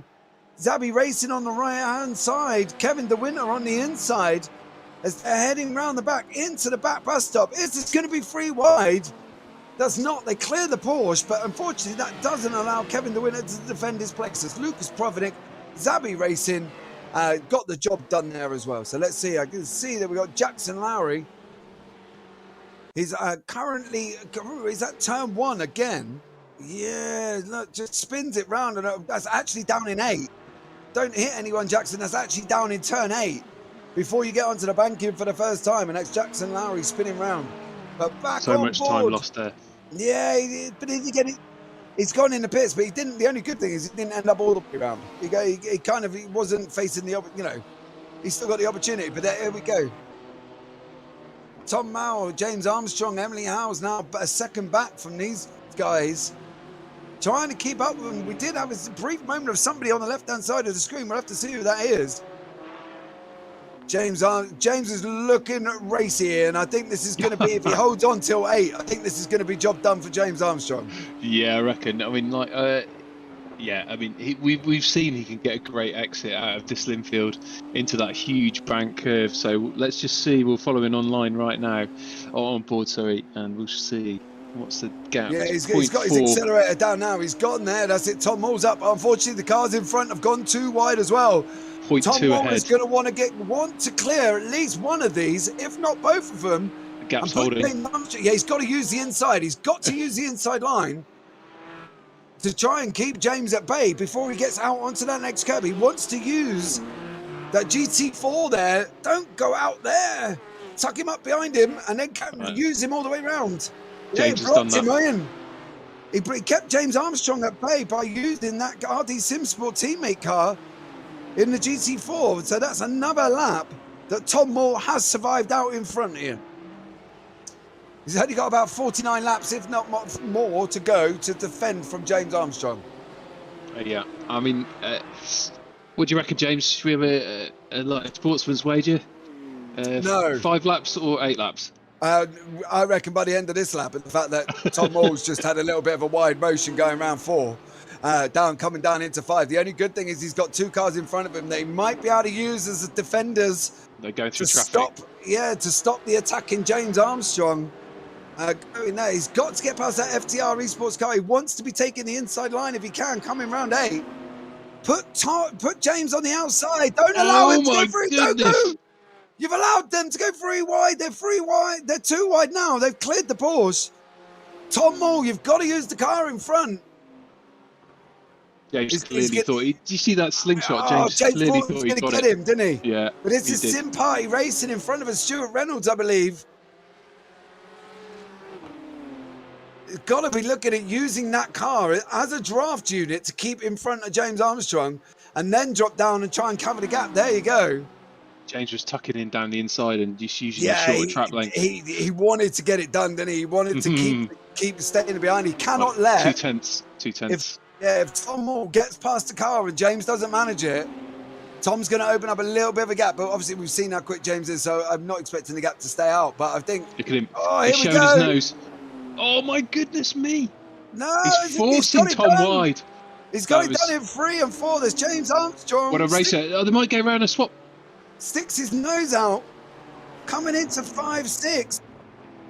Tom's took an aggressive line, coming down into 7. He's tucked up behind James Armstrong, going round 7. Turn 9. Coming on to 8. We're going to see it now. Look at that. D-line in front. He's got to be using Tom Moore's tucked up the inside. 0.2, 0.17, 0.16, 0.15. Here we go. The draft is real. Is this going to be Tom Moore? He's pulled out, but they've got a car in front. Going around the outside. Armstrong takes the inside line. Tom backs off. Okay, he doesn't want an accident. Fair enough. Fair enough. You got to respect that. Here they go again. Unfortunately, it's put Tom Moore a little bit further back. He's still picking up toe. 0.3333. 207, closing down into the first chicane. He needs to clear this. He needs to clear this FTR car. I think that is he going to clear it into turn 1? He's got it done, but he's lost time. He's got it done. I think that's going to be the one. Unfortunately, Tom Moore now is 1.17 seconds back. I think that's it, Ian, for the next hour and 16 minutes. James's racecraft is too strong. I mean, there's clearly a driver sat in front of that wheel with a huge amount of experience, and the way he did that and forced Tom wide into turn 3 and 4, because Tom doesn't want an accident, and James was really aggressive into turn 2 from that start line. So. Yeah. None of these are slouches, though, Ian. You know, both of these are 4K drivers we're talking about here. They're not, they're not, well, me, to be fair. So, I mean, I think you're slightly better than me, James, actually, looking at our stats. But, yeah. You know, they're not me and you, mate. These are 4K drivers. Tom ain't no slouch. He's not there riding the brake pedal, hoping not to spin the back end of the BMW. He gave it some there, but unfortunately, he needed to pass that Porsche of FTR and he didn't get it done. It's like, you know, they've got to be using traffic. James has got to be trying to clear the cars in front as quickly as possible before Tom Hall gets up the back of him, because we're going to have the same scenario. If we come round 3, he's still there. Look, he's got to be trying to get it done. 1.2. It's 1.2 now. So I think he's the coming down. racecraft... He's coming down on 1.1. He's only just got it done, and he's back to, well, he's got it back out at 1.2, but he's unfortunately, Tom Moore is now got to get this job done into 70, and then if he doesn't get it done, he's going to be stuck. Yes, he can use the toe, but he's not going to be able to get onto the back of James Armstrong. But James is fast out of 8.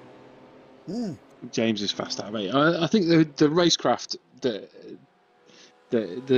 awareness of James, I think, is basically what allows him to be so fast. I mean, clearly he's fast, and clearly Tom is fast, but I think it's just the management as well.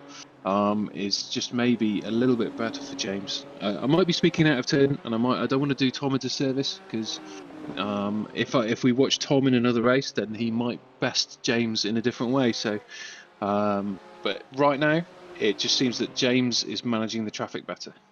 Yeah, I think that's the thing. And with anything in this, though, Ian, it's not about managing the traffic. A lot of it is about where you're catching the traffic. And unfortunately, James seems to be catching it in a position where he can jump it and get it done. And Tom just seems to be stuck, like he has been, behind the stage 1 senior car. And he's just kind of stuck there, isn't he? He can't seem to get it pushed. Doesn't seem to be body language aggressive enough like James Armstrong was. Are we playing 4D chess here? Are we thinking, is James looking ahead on his readout to see, there's traffic's ahead, so I need to catch them this fast in order to leave them between me and the next driver? I mean, are we talking at that kind of levels? He's not 4K for no reason, Ian. And you know, look at Tom. It's still not cleared that stage 1 car because he can't. He's just not aggressive. He's not pulling in enough over the last couple of laps. Look, James is already 2 cars ahead now. So not only has Tom Hall got to get past this one of stage 1, he's also got to get past the car in front. Car number 185, which is Jeffrey Belt there from GT in the 4th overall in AMS. So he's got to try and clear him as well. And obviously, James has got that way of just being it from a quick... There you go, Jeffrey Belt there. But like now, James would be looking at, look, I want to get past you. I'm sticking my nose out. And Tom Moore isn't doing that aggressive driving. See, I wonder whether James is thinking 2 or 3 laps ahead, 2 or 3 cars ahead. And just, as I say, the whole 4D chess game, it might be luck, because we've only watched them for the last, I don't know, 10 minutes. It might be luck. But judging by how fast James is and the fact that he has such a huge gap after the race start, I wonder. Well, that's Daniel Taylor in the Texans Fitzgerald's car, currently leading over in GT4s by 4.5 seconds by Thomas. But he has got Thomas Mocek from JD Sim Racing, who was incredibly quick, as we know. Last time around, they were fairly similar on pace. So it's going to be interesting to see if Daniel Taylor can keep that sort of kind of speed up he's doing at the moment and keep that gap out to 5 seconds. Now, obviously, we've got the peak up still happening with Stuart Reynolds. He's currently got a 3-second gap. So we'll have to try and keep an eye on that as well, because that gap has come down at the same time. Don't forget, guys, most of these leaders did have 20 seconds plus gaps to the cars behind, and Stuart Reynolds had the same, Daniel Taylor and James Armstrong. But as you can see with James Armstrong, the gap has come down to 0.14 seconds. It would be interesting if we can get them on screen, please, Mr. Producer Sean, to see why we've got 0.24 and closing. These guys are coming back out onto the back straight of 13 and 14. If we can get them on screen, that would be ideal. The gap is coming down for Tom Moore and James Armstrong, as we're still following Daniel Taylor. If we can get that swap over, that would be amazing. And it looks like, though, they are looking at getting the battle still back on, and then the gap's come down quite a lot. I have to take my hat off to you, James. I'm still coming down from the excitement that was the 1-2 battle, and then you can context switch beautifully to the GT4 and the pickups. And I'm still still sat here open mouthed at what we just witnessed. So fair dues, and Yeah, it'd be good if we can see the battle up front. We've got the James Armstrong Tom Moore battle, 0.24, one of the closest battles on circuit. So it'd be amazing if we can get them as we follow Daniel Taylor from Texans Fitzgerald's in the GT4. He's got Thomas Mocek 5.2 seconds, so he's opened up 0.2 while we've been following him. So we'll have to see how that one. We've got Stuart Reynolds 4 seconds ahead. Chris van der Gut is first overall in AMS. He's got Byron Crawford in second, but the gap up front is lowering as we speak. They are coming down into the bus stop and off onto 10, 11, 12, 13. So if we can get them on screen, that would be ideal. If we could take a moment to take a hat off to Chris van der Gut, and he's currently running 5th in the AMS, and he's ahead of a good chunk of the pros there in his AM class. So I wonder whether we'll get a promotion for him. And then we got is that Morgan Driscoll there? I believe that's Ferrari? probably the recovering Morgan Driscoll. You can see. Yeah, he's still out on track from Mad Chili Racing. Yeah, but the gap's gone back out now. So yeah, I think James Armstrong. I thought I recognised the Ferrari jumps. Yeah, I think that was Morgan Driscoll. I didn't. Unfortunately, the gap back out now is back out to 1.2 to James Armstrong, Tom Moore, after being down at 0.2 seconds. So they must have closed up, and then obviously caught traffic again, which we know James deals with in a way that Tom Moore unfortunately can't. 3 seconds now as well. So James has definitely cleared off down the road, and there was traffic in front, unfortunately, but it looked like the battle was going to. I think maybe doing Tom a bit of disservice there. I think he probably is a victim of unfortunate circumstance because he's clearly a great driver. I think it's maybe just got a little bit unfortunate with the traffic there, but he is dropping back a little bit because James is, you're right, he's 3.2 ahead and growing. Yeah, I've been interested to see what actually happened because there was, as I say, it was down to literally barely nothing, I think, at one point on the timing tower. So there must have been a traffic playing a part there. As we see Isaac Barkley from Chrysler Sim Racing Gemini, currently third in class, 16 seconds back from Stuart Reynolds, though. It seems like he's got a bit of a lonely race. He's not, unfortunately, with an hour and 7 minutes remaining. Do you know, James? While we're just livery, watching. If nothing else. No, I was just about to say this. While we're watching Quasar, I caught his Quasar livery from the last race, and I thought, that's pretty special. It's really nice. Yeah, it's a really nice livery that he's got. There is Tyler Langenberg in third place in GT4s overall. For D-Line Racing Ren, had another one who's had a bit of a quiet race, really, to be fair. Not really covered them much, but we go back on to Robert Lancaster from RPM. He's on a recovery from his earlier incidents that we had on track. So we've got Chris Cook, who's in the pits at the moment, the recovering Chris Cook as well. And so there you go. These guys are in 8th place in class, 11th overall. So brings me back, James, to a question I was going to ask you earlier, actually. So you said this fellow just had a quiet race. I don't know if you ever read Terry Pratchett. Here's a replay. Over to you. No, I haven't read. We're back live now. I haven't read Terry Pratchett, unfortunately. That was Robert Lancaster. So we reckon, though, the problem with Martin Pearson was obviously Custis. Must have had an issue because Martin had to jump back in to the pits. But so yeah. Do you remember a few races back? There was a driver and his pedals disconnected from his computer. It was on an endurance race. It was some months ago. I wonder if there was some kind of technical issue, perhaps.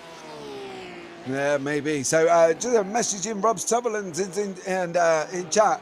Apparently Tom Mayo, so I've been saying it wrong, so I do apologise, has basically had about 5 laps practice on this setup for that car. So Tom Mayo in second has had 5 laps practice on the car. Goodness. So, okay. Yeah. So well. he's done exceptionally well. Second overall. Yeah, absolutely. And there he is. Tom Mayo on the screen at the moment is done absolutely amazing. 5 laps practice, second place, 3.9 seconds behind the leader. And he's also got opened up a 3-second gap. That's Emily Howes behind him. So yeah, So he's So kind this point that I keep trying to go back to, but action keeps happening, is just like one of the Terry Pratchett insults was, "May you live in interesting times." And so if you can kind of infer from that, if you have like a nice, peaceful, quiet race, would you prefer that and no screen time, or would you prefer action-packed, full-on contact, door banging, with a risk of crash? What would your preference be, James? to be honest, I don't know. We see there be some racing. 2 seconds in the GT3 buy-ins. Was that stage 1 racing get past him? I have to see. He looks like he's recovering. But to be honest, Ian, I think I'd get bored if I was continually driving around on my own. So that's Kevin DeVinto, 7th overall. So I think I would need a little bit of action. I don't think I could have a 2.5-hour race completely on my jacks. I don't know. I think I'd get considerably bored and probably end up stacking it in the wall for a lack of concentration. So yeah, that's a fair comment. You know, I'd be on stream either way, whether or not I was in the action or whether or not I'd stacked it in the wall. So you know, either way, I'll get screen time. But I don't know. What would you do? You know, would you want to be on your own driving around? No, I think you have a good point. No, and the good battles that you have in this sim are basically why you race this sim, aren't they? I mean, the ones where you finish and your heart is pumping and your palms are sweaty because you've just had the closest race for the last 10 laps. Endurance is slightly different. I'm just merely talking about officials. Obviously, I've never done endurance, but yeah, I can see your point exactly. Yeah. Never done endurance, Ian? No. Oh well, you know, we've got the Daytona 24 coming up soon. Oh, listen, shut up. I'm in that in an LMP2, so that should be fun for me. I'm desperate. I'm desperate to do endurance, but it's just family commitments. I just can't do it. I can't do it at the moment. So we got Colin Wynn down for 11 temps racing in 10th place in the Peak Up. He had a little bit of a rough ride in lap 1. Unfortunately for Colin, and it looks like he's had another one here. He's gone, well, just straight on. Start finish race, the last bus stop, and unfortunately he's going to be on a slowdown. So Colin, unfortunately, is not having a great start on this one either. Taken over, if I believe, from it wasn't Byron Crawford he took over from. I can't actually remember who he took over from, but Colin Wynn's back on track anyway for 11 turns racing. As I say, not had a good start. The concern as well, when you bounce over a curb like that, have you damaged the underfloor, and like, will that actually hurt your times? I mean, because there might be no like visual damage on the steering or the front aero splitter or anything like that, or the rear splitter. Are you going to have damaged the underfloor? Well, I don't know on that one, but I have to see how he gets on. As I say, they're currently down in 10th. He is last time out. Obviously, he went across the line. So we'll see. Basically, we'll be able to see it here more on what he does. But there's it go. We've got Elise Main, 5th in AMS overall, 16th. Overall within the GT3 class. Currently got Corey Peters. So, and they're in the alternative livery to the one that we're so used to seeing. But she has got Corey Peters closing right up. Corey's going down the inside. And Elise Main kind of makes it a little bit straightforward for him. Not fighting Corey. Corey's obviously in the pro class. Elise Main is obviously in the Amsian, so it doesn't make it too difficult. No, I think that was clearly a tactical decision. I'm just gonna let this driver past. I don't want to get tangled in the oncoming infield because these corners can be a bit sketchy if you're really battling. There's not a great deal of space. Like some corners, as we've seen earlier, you can go 3 wide, kind of, if you're a bit careful. This infield, you really can't. I know we're only looking at 2, but even so, 2 cars wide into some of these corners is quite narrow. Yeah, well, we've just broken into the last hour of the race. So the last hour of the second race, which is round 6.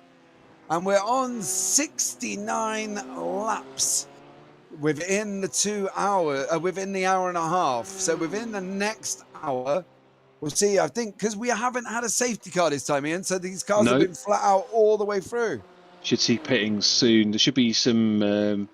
should see some pit windows open shortly. I don't know. What do you say? Within 10 laps? Would that be accurate? It's normally, yeah, within about 15 to 20 minutes. I think we might just see some pit windows and drivers looking at coming in for their final stops there. We just say we're on one stop. So we have to see. So James Armstrong. This will inform us as to whether James took fuel on when he had to pit. So that'll be interesting to see, because he's, I mean, I say only 6 seconds ahead. So the last pit time was 42 seconds, but the result of that was because they needed to pit for a fast repair because they touched the wall really gently, much to the. Well, this is. I mean, they could have spent time fueling, and this is kind of the argument that I wanted to put to Calvin, but clearly Calvin was going to stay stum on that because, you know, it's in the middle of the race, and like no one really wants to give that kind of information out. So I kind of have half a fancy that they took fuel on. I wouldn't be surprised if they did. The only thing is, obviously, you know, they're not going to survive, you know, the full hour. We know that they're going to have to stop again, but it depends on how far into it they can go. You know, they stopped down on 37, lap 37 they stopped on. We're now coming into just coming nearly the end of lap 70. So we'll just have to see how they get on as we focus on Justin Najera from Next Level Racing Blue. Justin's really slow. There was a slight contact before that, though, with Martin Pearson from Backmarker Racing. Because I think both of them looked quite out of control going into that chicane here, and I'm not sure what you think. Obviously, Justin would have got a slow down for missing the chicane. If we can see the start of that replay, there was definite contact. He hit the wall with that back rear quarter. Yeah, it looked like he tagged Martin Pearson. Yeah, no. So we can see the back end of that. I wonder whether there was a bit of a lock-up and control was lost. Oh my goodness! Yeah, it's Martin Pearson's really trying to push that. Obviously, Porsche that GT4. What actually happened? We're going back now to have a look. Is that in the inside of D-line? He's tried to follow the car through, and they've made contact over the top of the hill for D-line Racing. It's a strange skip, though. There was a strange skip from that car. Yeah, though. But he's also got this. We've got to be careful. He's got the SIM3D car behind him. There we go. This is Martin Pearson there from Backmarker Racing, and Tyler Langenberg, D-line 4 position. So this is Martin and Tyler bringing it down for this, going around it into the last chicane. Here they go. Martin got a bit of a tidy run. Is this going to give him a run into turn 1? He's not, but all the while we've got Greenleaf behind from the Porsche Cup there, trying to get past these guys, but he's not looking at getting past because these guys are battling and they're not going to want to let him past, are they, Ian? You know, Martin's going to want to jump that D-line car if he can before he allows the Greenleaf cars through. Yeah, of course. I mean, this is traffic management. Well, there you go. Actually, Greenleaf got the job done in a sensible place where Martin didn't lose too much time. But a D-line car, Tyler's got to get it out there. He's got to miss him.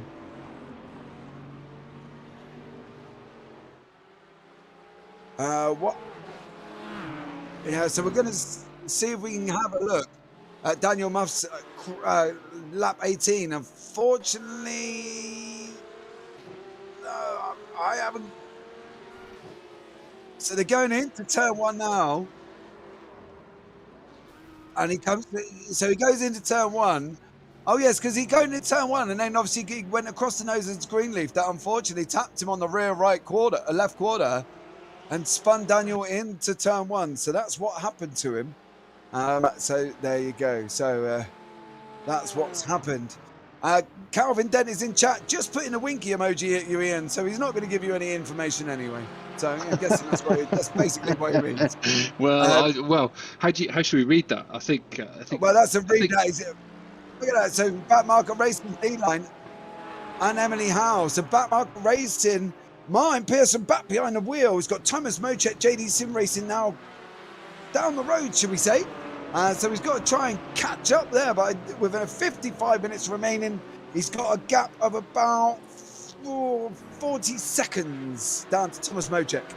But I think that's going to be Tyler Langenberg now following Martin Pearson. Martin was quick. He did have a 20-plus second gap when he went into the pits. Unfortunately, his teammate, we think, emphasis on we think, had technical issues, Ian, didn't we? Because Martin had to jump back in the car. Yeah, no, I think that's pretty accurate. Yeah, as he's just pointed out in chat, that was Vin Glenn who had to spin into turn 1, not Daniel Muff, apparently. So Vin is in YouTube saying, that was me, not Daniel. So Vin Glenn. So there you go, Lord Schlief. That is what happened to Vin Glenn, car 01, going into turn 1. So there you go. So we've got Corey Peters now, and onto the recovering man, Chili Racing Ian, fast repaired in the pits, out of pits, and off they go again with Morgan Driscoll.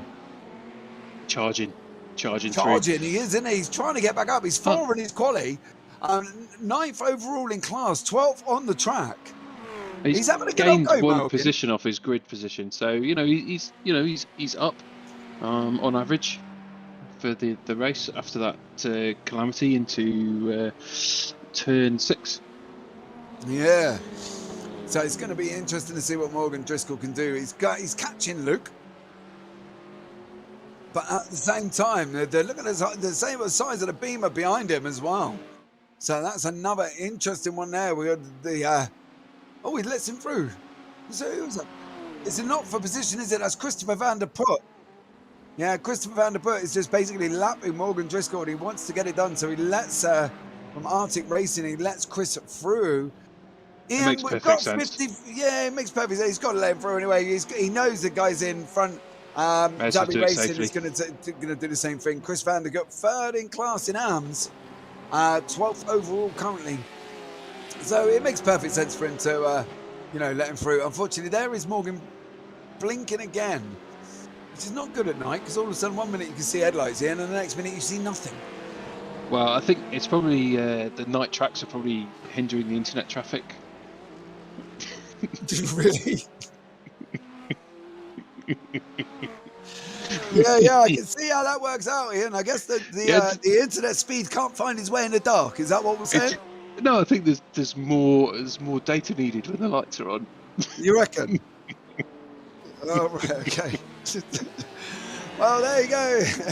That's Ian Winchester's idea of why Morgan Driscoll is blinking. So I don't know what you think, chat. Let me know. See if that's it. But here we go. Because his headlights are on. Byons has gone off. Is he gonna? Oh, he looked like he spin himself up there. Oh, no, he did spin. There you go. Alex Byers spinning, coming out of the chicane.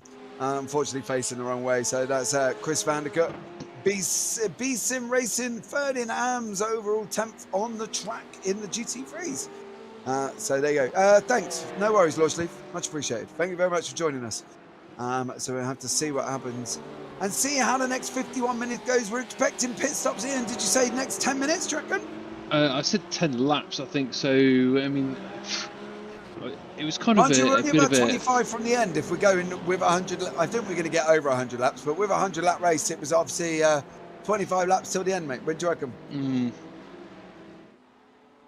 Yeah. So yeah, because there's been no yellows, as you said, James. There's been no safety everyone's car. Been properly foot flat. So I think we'll be seeing pits soon. And we got one, Robert Lancaster. I don't know. He's kind of out of position, didn't he? Yeah, he's out of position because he had it off, didn't he? So just looking, just to put that aside for a little bit, Morgan Driscoll's best time is 1:17.27, and that compares favourably with his peers right now. So I think he might be able to make a little bit of time there. Has Tom Mayle, is he out of second place?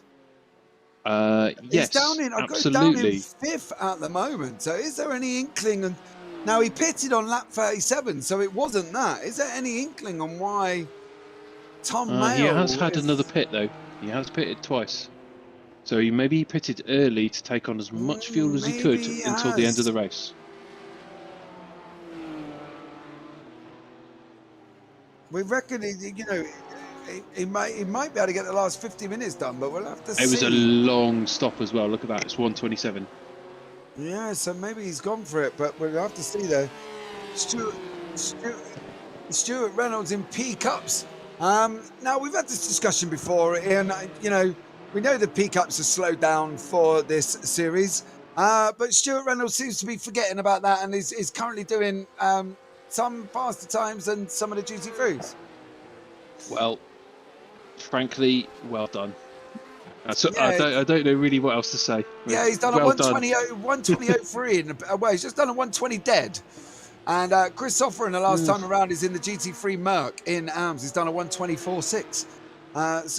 Yeah, Stuart Reynolds from SIM3D Racing, as we heard earlier from Neil Farrier, basically likes this place. And is, I don't think there's going to be a driver swap. Don't think we're going to see. Yeah, I don't think we're going to see Neil Farrier swapping over. If that's the case, I'd like to see Stuart Reynolds in a GT3 in a faster car. So the P-Cups are what? They are 90%. 2 seconds. Yeah, they're 90% power, but they're 2 seconds faster on. Slower on this track, roughly. If we just kind of. So I'd like to see him in a GT3. Yeah, we will. So we've got Alex King and YouTube. Green flags for 2 hours. Feels like an open lobby. Yeah, it does. We've not had, touch wood, Alex, we've not had any safety cars, and I may be cursing it here, but I can't see us actually getting any safety cars. It seems like Alex King is trying to get on the commentator's curse right there. He's just trying to get his first strike on the board. There, yeah. Alex. Is that what you're after? Well, I don't know. Maybe he's just, he's just saying, look, generally we shouldn't. 48 minutes. Eternal optimist. Yeah, that's all that matters, isn't it? At the end of the day, is somebody's got to be an optimist, Alex, and why not make you? Might as well be you. But all the while, we've got James Armstrong clear enough down the road. 12-second gap to Emily Howe. Daniel Muff behind, Tom Mayo behind them, and of course Samuel Lamont behind them in 5th in class in the GT3 Pros. So, we just talk about Mark Baxter-Jones, who's in the AM class, who seems to be doing particularly well there. He's up in 5th position. Yeah, he's currently in 5th in track overall, 1st in AMS.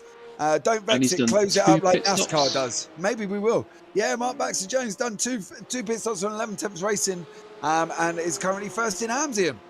That's pretty good though, because he's not only 1st in AMS, but he's deeply embedded in the pro class. Fourth in field overall.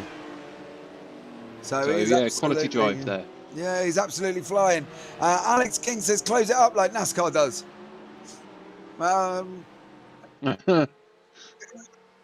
Yeah, maybe we'll see if anybody in chat from FTR. Chuck a yellow.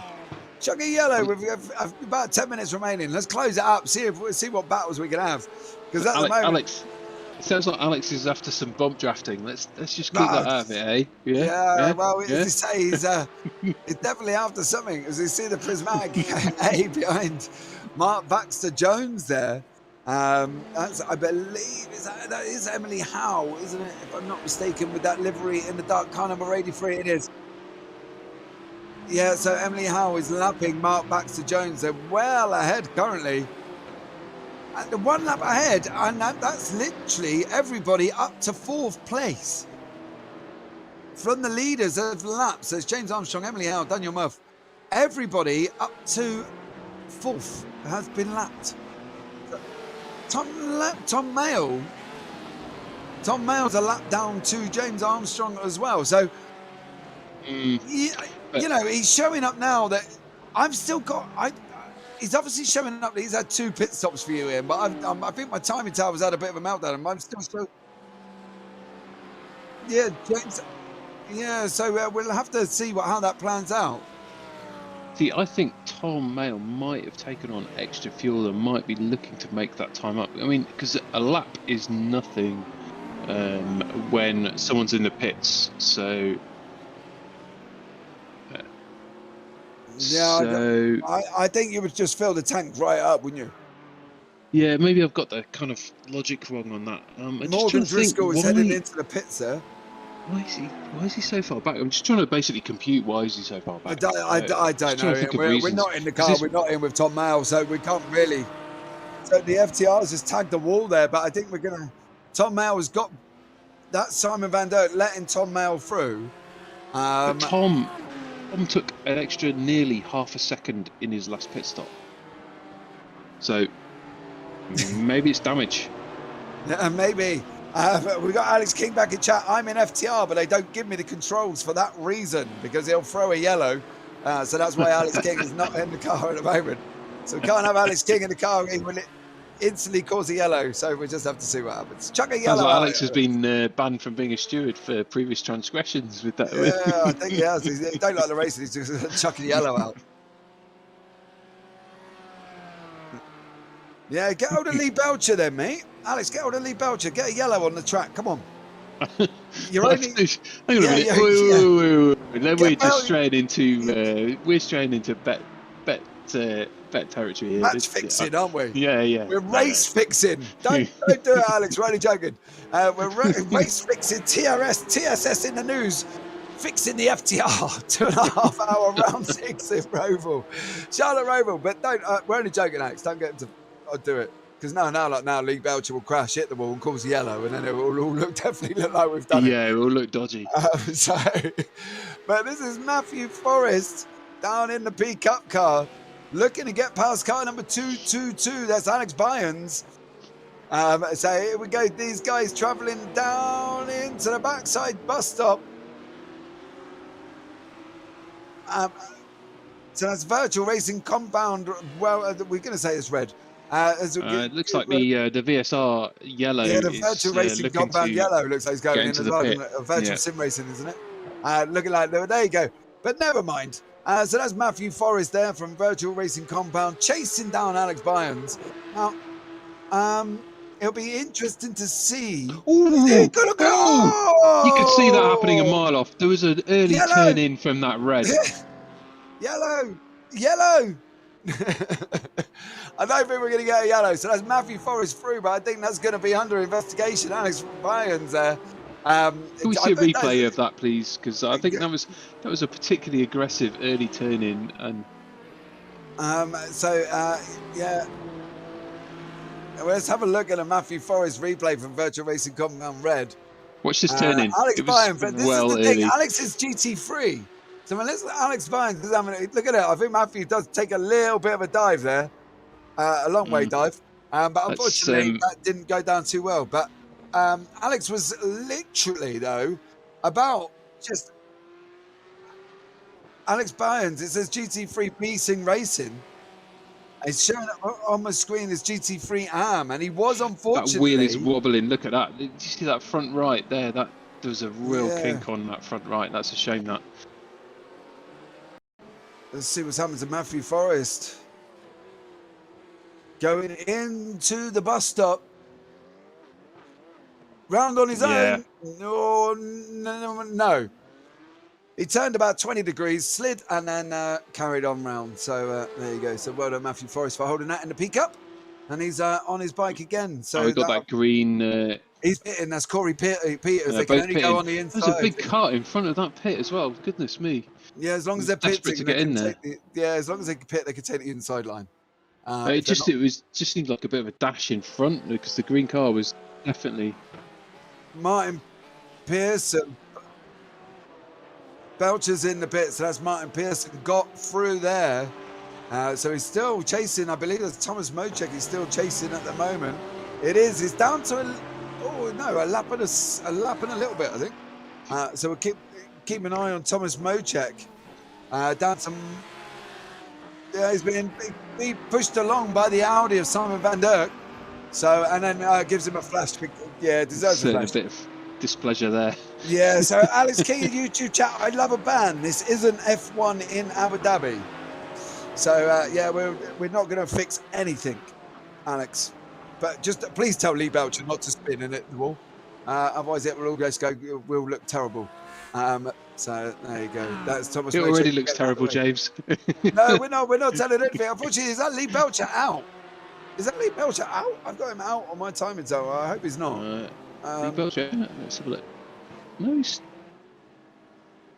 he's not. Unfortunately, I think that could be Lee Belcher from FTR out. Is he disconnected? Is this what we're seeing? I think he's Oh, that's disconnected. a So we're shame. back on. Martin Pearson. Oh, this is not going to go well. He's holding them all up. He's not letting them through his own mine. And he's doing it with authority at the same time. No, So I think he deliberately went wide there. That was a safe line. No, Let one through. Yeah, Look at how bunched up they are. My goodness, this could he's actually got go Mines wrong. in the middle. Mines not giving him the room. He's probably sitting there going, well, you can wait till the back straight. He only got through because I ran wide. Which isn't unreasonable, no, but I think, you know, there may be some flashing from a 1-1, Mark Baxter-Jones in 11th attempts. No, you know, they're not going to be able to do a lot with Martin there anyway, are they? So Martin just slips back in and takes the 11th attempts racing draft. Saying to the next car, if you want to get past me, you're going to have to catch me as well. So it's going to be interesting for Martin Pearson in the GT4 there. So we just have to see. 39 minutes remaining. We've still got some cars left to come into the pits, we think. Most cars have done it. So it's going to be James Armstrong is in the pits. That has given Emily Howe the lead currently of the race. Now, Emily pit time as well. Emily Howe pitted on lap 20 seconds longer. Lap 77. Could she possibly be going to the end? We know Emily's strong on strategy. Yeah, and we know she's pretty sharp. She's pretty sharp on fuel calcs as well from previous races. I seem to remember that Emily was just like right on the nose. I think. Well, did she run out just after? Did she just run out just after the finish line? I seem to recall because her like her fuel calcs were like right bang on it. So I wonder whether she's keeping her cards close and just basically dealing with it. Wouldn't surprise me. Wouldn't surprise me. Yeah. So.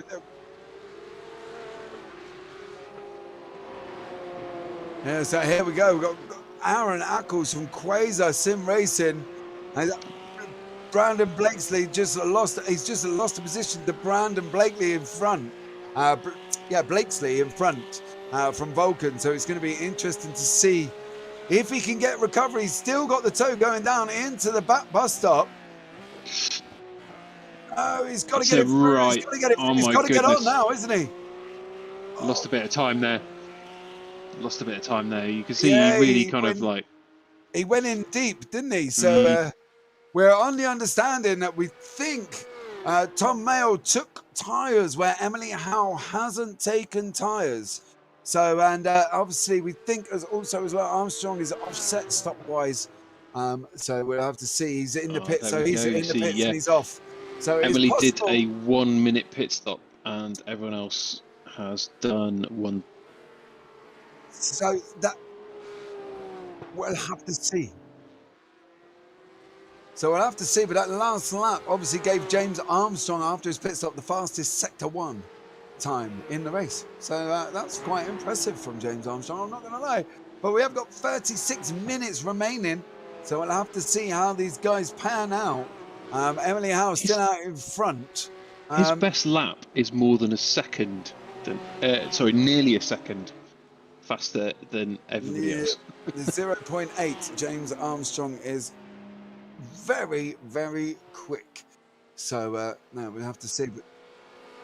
So we'll have to see what he does. And obviously we had Robert Armstrong in chat earlier on as well. So that would explain why Rob popped up in chat, because obviously James is racing. So we've got little over 36 minutes remaining.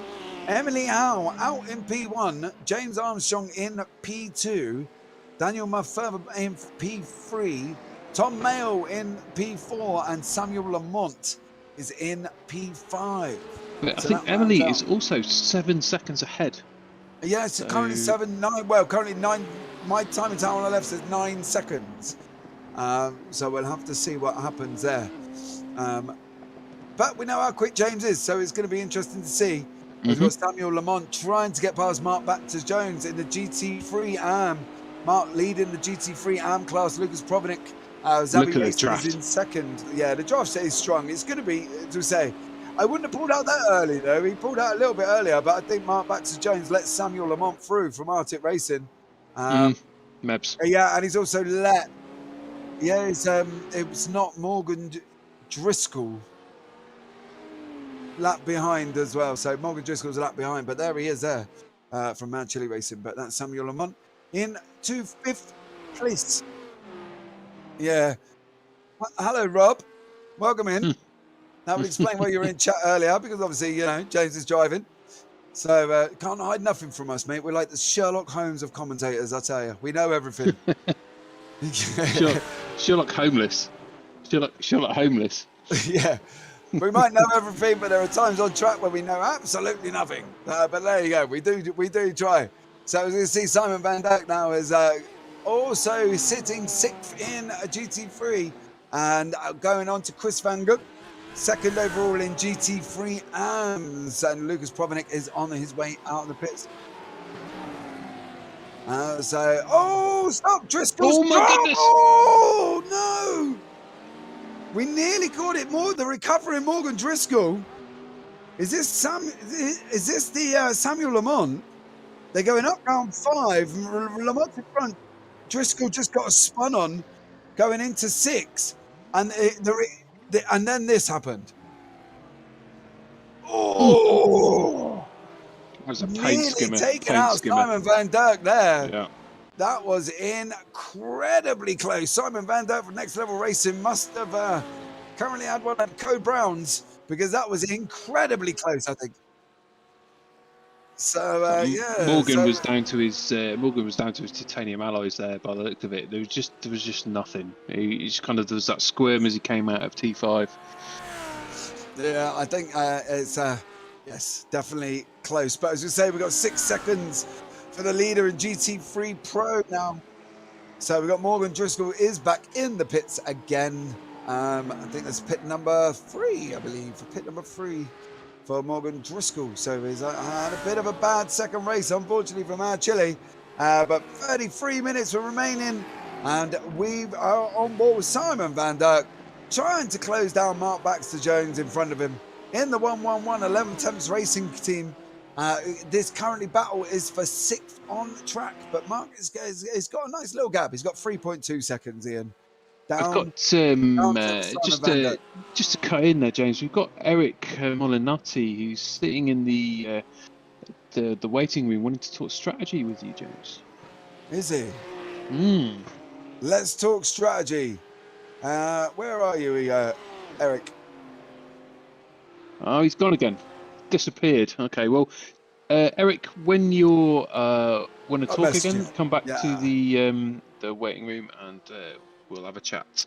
Yeah, I just messaged him saying when you're ready, Eric. So we'll see when Eric jumps in. We'll put him into the booth and have a chat with Eric Molinetti and see what he can tell me about strategy, or let's have a chat about strategy, I think it was. So we'll see what he can do. Yeah, it's SIM3D team. He's in the team SIM3D team, isn't he? But there you go. The gap now out in front of GT3. Ready? Right, here we go. He's back in. Yeah. Eric, welcome into the booth, sir. Hey, welcome. Thanks for having me. No worries at all. So, chat about strategy. What are you going to tell me? We're good to go on fuel. Nope. You're good to go on fuel? Yeah. Well, you're good to the end? Yeah, we are good to go. Deutsche Payment. Hello? Yeah, I'm here. Go on, I'm listening. Yeah, okay. Yeah, we're good to go. We know Deutsche Payment's going to be about 10 minutes short. Emily's going to be either the biggest fuel saver in the world. Yeah, that's what you reckon? Oh, yeah, for sure. The Deutsche Payment guys pitted with 55 minutes to go. Hi, thank you for having me. Yeah. So go on. So Deutsche Payment guys pitted with 55 minutes to go. What's Emily Howe? She's fuel saving like crazy. She's got a fuel save like crazy. She pitted with 49 minutes left, and we reckon a full fuel stop, even with a 38 lap, is good for like 46, 47 minutes. So she's going to need to save about 2 laps of fuel. Deutsche Payment's going to have to pit with about 10 minutes to go, and RD SimSport, we believe, is going to have to splash and go as well. We're fully good to the end. James just put on brand new tires, is running low 16s, and we're about a second faster a lap than everyone else. So we're looking good for another win here.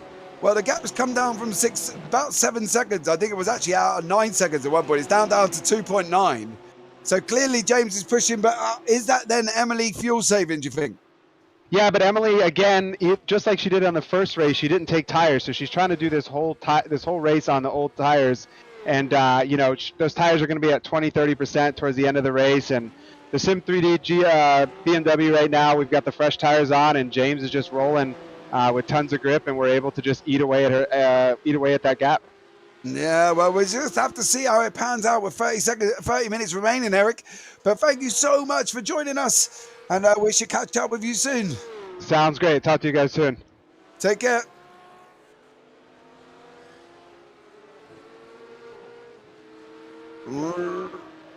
Right, so we've got, you will never know what we're doing until the end, says Vin Gleff from Deutsche Payment. So, Vin, we will find out, but, you know, people are keeping an eye, Vin. People are keeping an eye on it. You know, there's a lot of little team hunters. I told you, they're all Sherlock Holmes in this race, mate. Everybody's on the investigation to see what everybody else is doing. So, you know, we'll have to see how that pans out. So we'll have to see how that pans out. So I've had a little bit of a secret mission now. Every now and then, guys, I get a little bit of secret tidbits come through. And I've got another little bit of secret information I'm not going to tell you about it, mate. I won't tell you who it's from, obviously, because otherwise it would be a secret. But I've got Molinetti is correct on all 4 car strats. And tyre strats, he's correct as well. So apparently Molinetti is correct on all 4 tyre strats and car and tyre strats. So we're having this little thing. I love this. Look, even Prismatic are in chat now, keeping the cards close to our chest. Well, you've got to be doing something. This is turning into a little bit of mind games going on in the FTR round 6 at the moment. So I like this when this happens. This is what I love, James. I mean, like, Eric came in there just like that breezy confidence. And I would say do not discount Emily, because as I said earlier, she ran out of fuel. 2 seconds in, and Simon Van Dijk taking a spin. Unfortunately, it looks like in turn 5, I believe, he's taking a spin. It doesn't look like he's put too much in. And unfortunately spun the back end round, but there you go. So, but it's all going up in YouTube chat now. We've had Vin Racing laughing as well. Sean Campbell, D. Campbell, well, we'll have to see what happens. Morgan Driscoll, unfortunately for Mad Chili, same kind of error. Actually, he's exactly the same spot where he was last time. Nope, a little bit further on, but same corner. So same result as well. Morgan facing on income traffic, jumps into the bits. I believe Morgan's probably going to have enough for today. So we'll have to see there. Brian Spikerman from Greenleaf. Emily Howe, James Armstrong, there you go. James is through. So whatever strategy you're on, Prismatic Motorsports, you better be a good one, because Emily, unfortunately, has just lost the lead to James Armstrong and needs to be towing that man to keep him within his draft, because I'm not being rude, but he did a 1:16.79 last time out, and Emily Howe was on a 1:18.29. So that's like nearly 1.7 seconds quicker than the young lady in the Prismatic Motorsports team, Ian. This is exactly what we were just saying. I mean, Eric was just saying Emily's got to save 2 laps, and we said earlier that she finished the race and ran out of fuel. She got across the finish line and ran out of fuel. I mean, so I think she's good. James is good to the end, and I think Emily, the reason she's laughing over a second. Last lap was 2 seconds nearly. Yeah, it's a massive gap. It's like 1.8 seconds. She knows that she needs to really, and she's only 3 seconds ahead of Daniel Muth, and so that's incredible, really, to come up to 3rd from the back of the grid. I mean, his last lap was faster than James's as well. So yeah, I mean, Emily is doing a 1:19.24 last, and Daniel did a 1:17.12. So that's slightly under 2 seconds. So we're just about to see they're at 94.6 So in a very short time, we'll see what their recent laps have done. Emily might have to fuel save quite a lot, as what Eric was saying. We've got Rob Armstrong saying drop it back to get the fuel save in the toe, but the problem is dropping back 1.9 seconds has only put her now within Daniel Move 2.2 seconds behind. So if the fuel saving, if they're dropping back, and we do think Emily's going to cross the line now. Yeah, and we do think Dan's got a pit as well. So 1:16.57. Oh, Emily's put in a 1:17.9, and Daniel's put in a 1:16.8. So that's better Well, from Emily. It's a second quicker. But unfortunately, still probably traffic. 1:16.5 for James. So James has got new tyres, fuel, and away you go.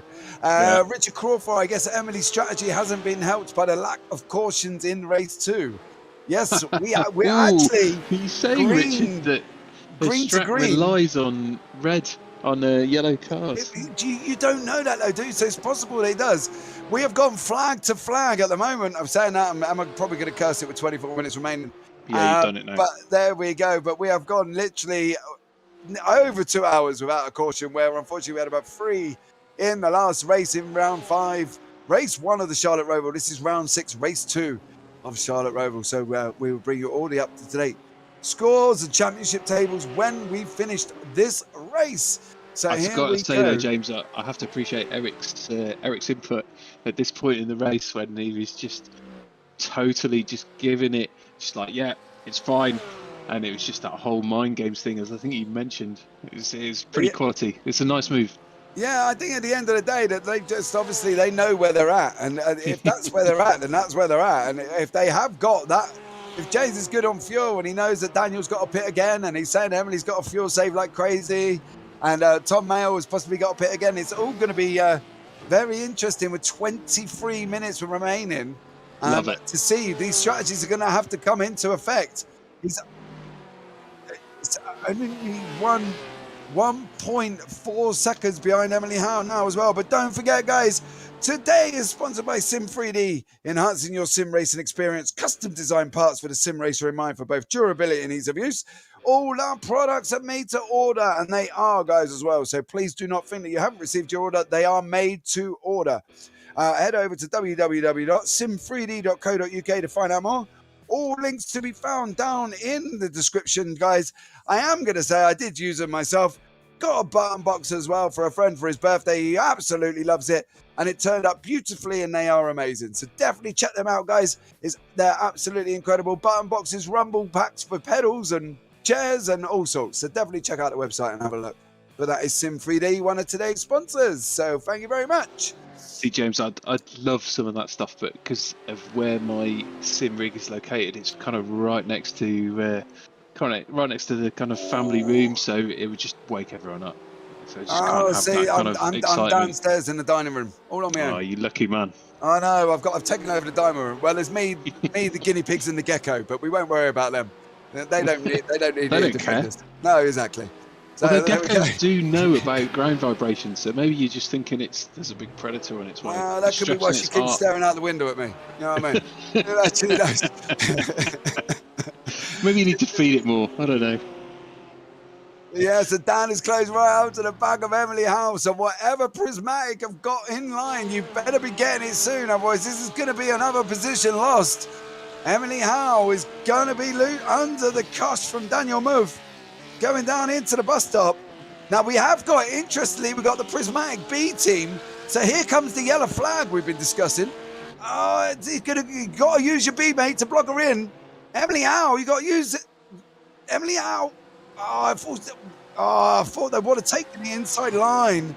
Use the teammate in front to block Daniel in to not get the job done. But that's Emily. Another position lost. So is it coming out that Emily has really trying to fuel save like crazy? Yeah, I mean, the way she moved, the way she moved to the outside of the curve there, I think, and I think she's just fuel saving and just finishing. Yeah. Calvin, let's reword that, please. Unfortunately, I'm not going to read that out. But as you see, Emily Howe there has let Daniel move through, shall we say, and whatever job whatever strategy, that's got me thrown off, Calvin. Now, hold on a minute. Whatever strategy, Collect your thoughts, James. yeah, I know. Whatever strategy Emily's on, she needs to be doing it now, Prismatic. So, oh my God, blimey! What are the likes of that? We're getting chat. We'll report that one. But there is Emily out, third place. Daniel Muffin second. James Armstrong out in third. Emily just catching up to a Prismatic B teammate there. Of Elise Main. Do you need a moment, James? Do you need 5 minutes? I don't mean a moment. It just threw me off when I read it in my head. I was just like, yeah, I'm not going to read that, Calvin. Everybody else can. So there you go. But much appreciated to you guys for being in chat. So there is Elise May, 5th overall in GT3 AMS. Currently, they're not doing too bad. 14th in class. So, yeah, you know, plodding along quite nicely. Is at least on the back of P4. So, yeah, she's doing well. 0.68 seconds back. So, let's see if Elise can at least try and maybe, I don't know, would you let Emily through and tow Emily up to the back of Jeffrey? No, I mean, like, well, you never know. You've got to be aware Yeah, that she's fuel saving right now, so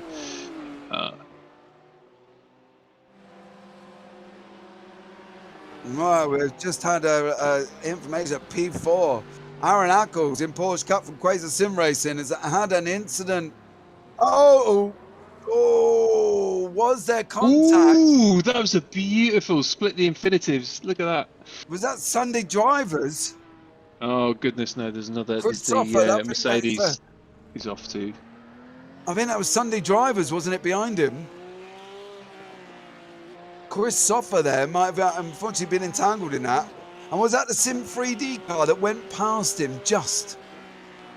Wasn't that James Armstrong behind him? Look, there's Chris Soffer. Oh, I don't know if there was contact there. And isn't that, we can see that. Oh, it was so close. It was so close. If there was any, it was minimal. I think. Tom Mayall's in the pits there, called it with 18 minutes remaining. Eric Molinari, well done to you, sir. Look at that, Tom Mayall's in the pits. Splash and dash and he's off. He's surely not going to get... He ain't taking tyres. He can't take tyres now. No. No. He's just, he literally needs that little bit of fuel. It's going to be a 40-second. So Daniel was apparently, according to sources, is also going to be going into the pits as well. We've got 17 minutes remaining. It's not happening at the moment. Daniel's putting in a 1:16.61. Last time out, James Armstrong. A minute. Yeah, that's what I mean. James Armstrong, 1:17. Was that a big collision behind us? Or did I just hear metal rubbing, or is that just me? Who is this? This is Alex Byans again. Oh, there we go. Oh, there it is. Who was involved with him?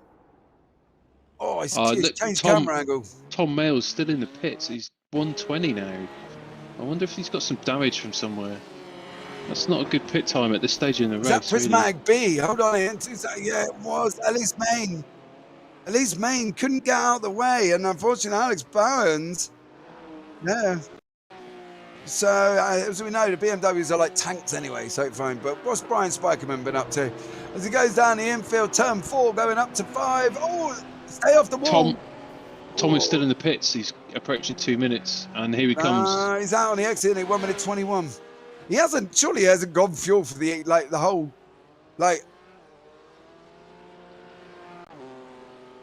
unless that was really, but then again, he's out in 4th. He was in 4th when he went in, so he's not losing anything. So if he's got the time to do the repairs, Simon Lamont is not really catching up with him. He might as well just get it done. He's got 8 seconds. So, it's worth doing. Were you saying that you think Daniel's going to pit soon? Is that kind of what you're saying? We reckon we do. Yeah, we reckon Daniel's going to pit. Right, Emily's only 5 seconds behind him, so...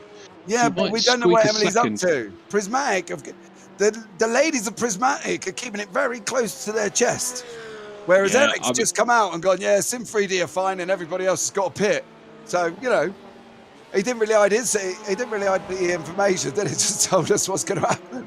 Well, no, So I we've think, got to see how much fuels Emily's got left, Ian. From what we've seen with the strats from Prismatic, is their calcs are pretty close to the wire. So, that's a big hit. Oh, He's out of the race, surely. Daniel Muff and D-Line there coming together. He just took it a bit wide there by the looks of it. Yeah. Did he get punched? Did D-Line survive? Not from that, no. That was a huge bang. That steering rack's bent. No. No. Hopefully, he's still got a fast repair. Yeah. I don't know. Can you cast your minds back? Has he been into repairs? I can't remember. Yeah, we don't know what. Obviously, they've obviously got him, but we don't know if they cleared damage as well. Eric's back in chat. Daniel, we need to pit with about 11 to 12 minutes to go. This is what we reckon. So we've got 14 minutes remaining. So we're saying within 3 minutes, Daniel's got to pit. The gap's down to 6.8 seconds. So whatever he's doing, he's flying along. He's doing laps quicker than James. 1:17.39 for Daniel, 1:17.72. He is on low fuel, so he's flying along, we reckon. Unless, of course, Daniel's going to produce something amazing and catch up with James, overtake James, win the race and not go out to pit. So, but we'll see what happens.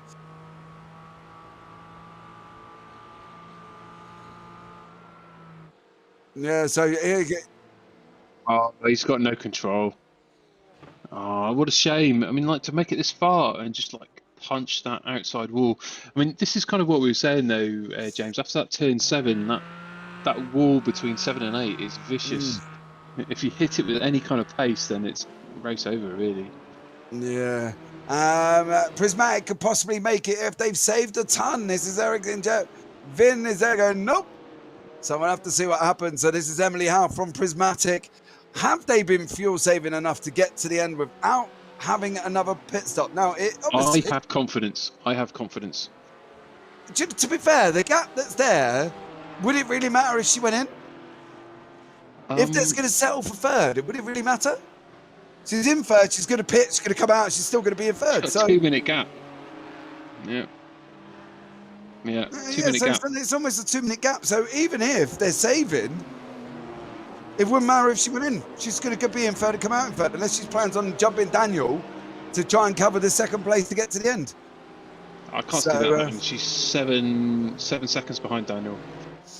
Yeah, well, Eric and Vin are having a chat in YouTube. You guys pit with 55 minutes left. No way you're going to make it. I said not 11 or 12 minutes of the race. Oh, so there we go. It's all going off in YouTube chat at the moment. So I reckon, we'll let them go on with it, Ian, and we'll just call the race as we see it. I reckon so. Vin Racing reckons that Emily should he reckons he's going to go the next further. lap or two. Eric's. Yeah, so we've got GT3 Pros. We'll give you a quick rundown of the order. James Armstrong's out in front with a 7-second gap over Daniel Muff, who's in second from Deutsche Bank Payments. Emily Howe's in third, and Tom Mayall's in fourth in the GT3 Pros. Samuel Lamont in the BMW. So we've got BMW, Porsche, BMW, top 5 of GT3 Pros. So in the GT3 ARMS, we've got Mark Baxter Jones.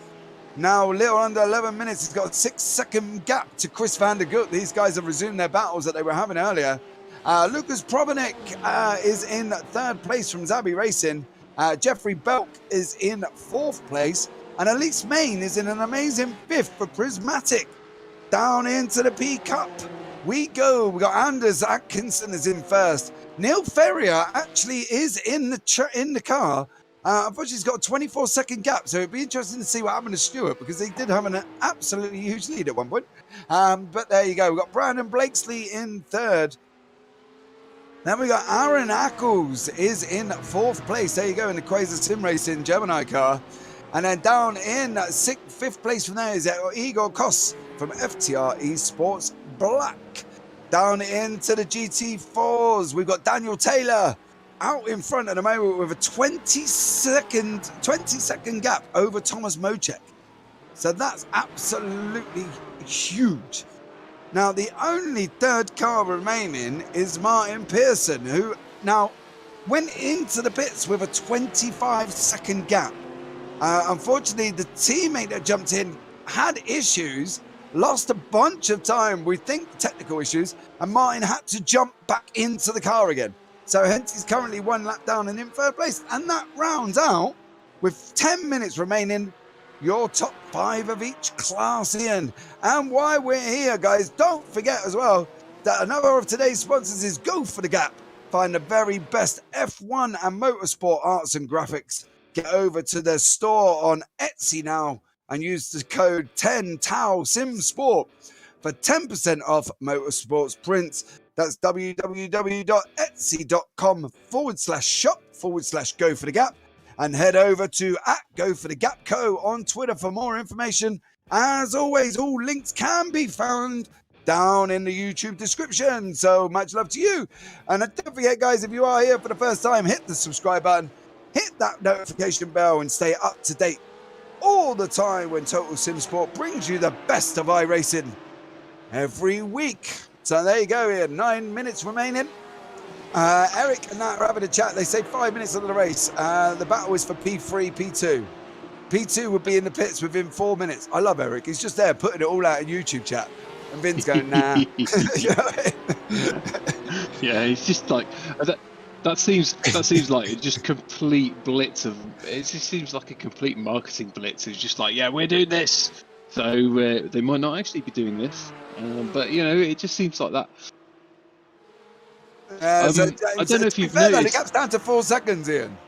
I don't know if you've noticed, James, but coming into turn 6 in that heavy braking zone, that all of the Porsches, the rear brakes have been glowing red, and not many of the other cars have. So that kind of informs you a little bit for the Porsches. They've got quite a lot of rear brake balance going on, just to make sure that the car gets around the corner.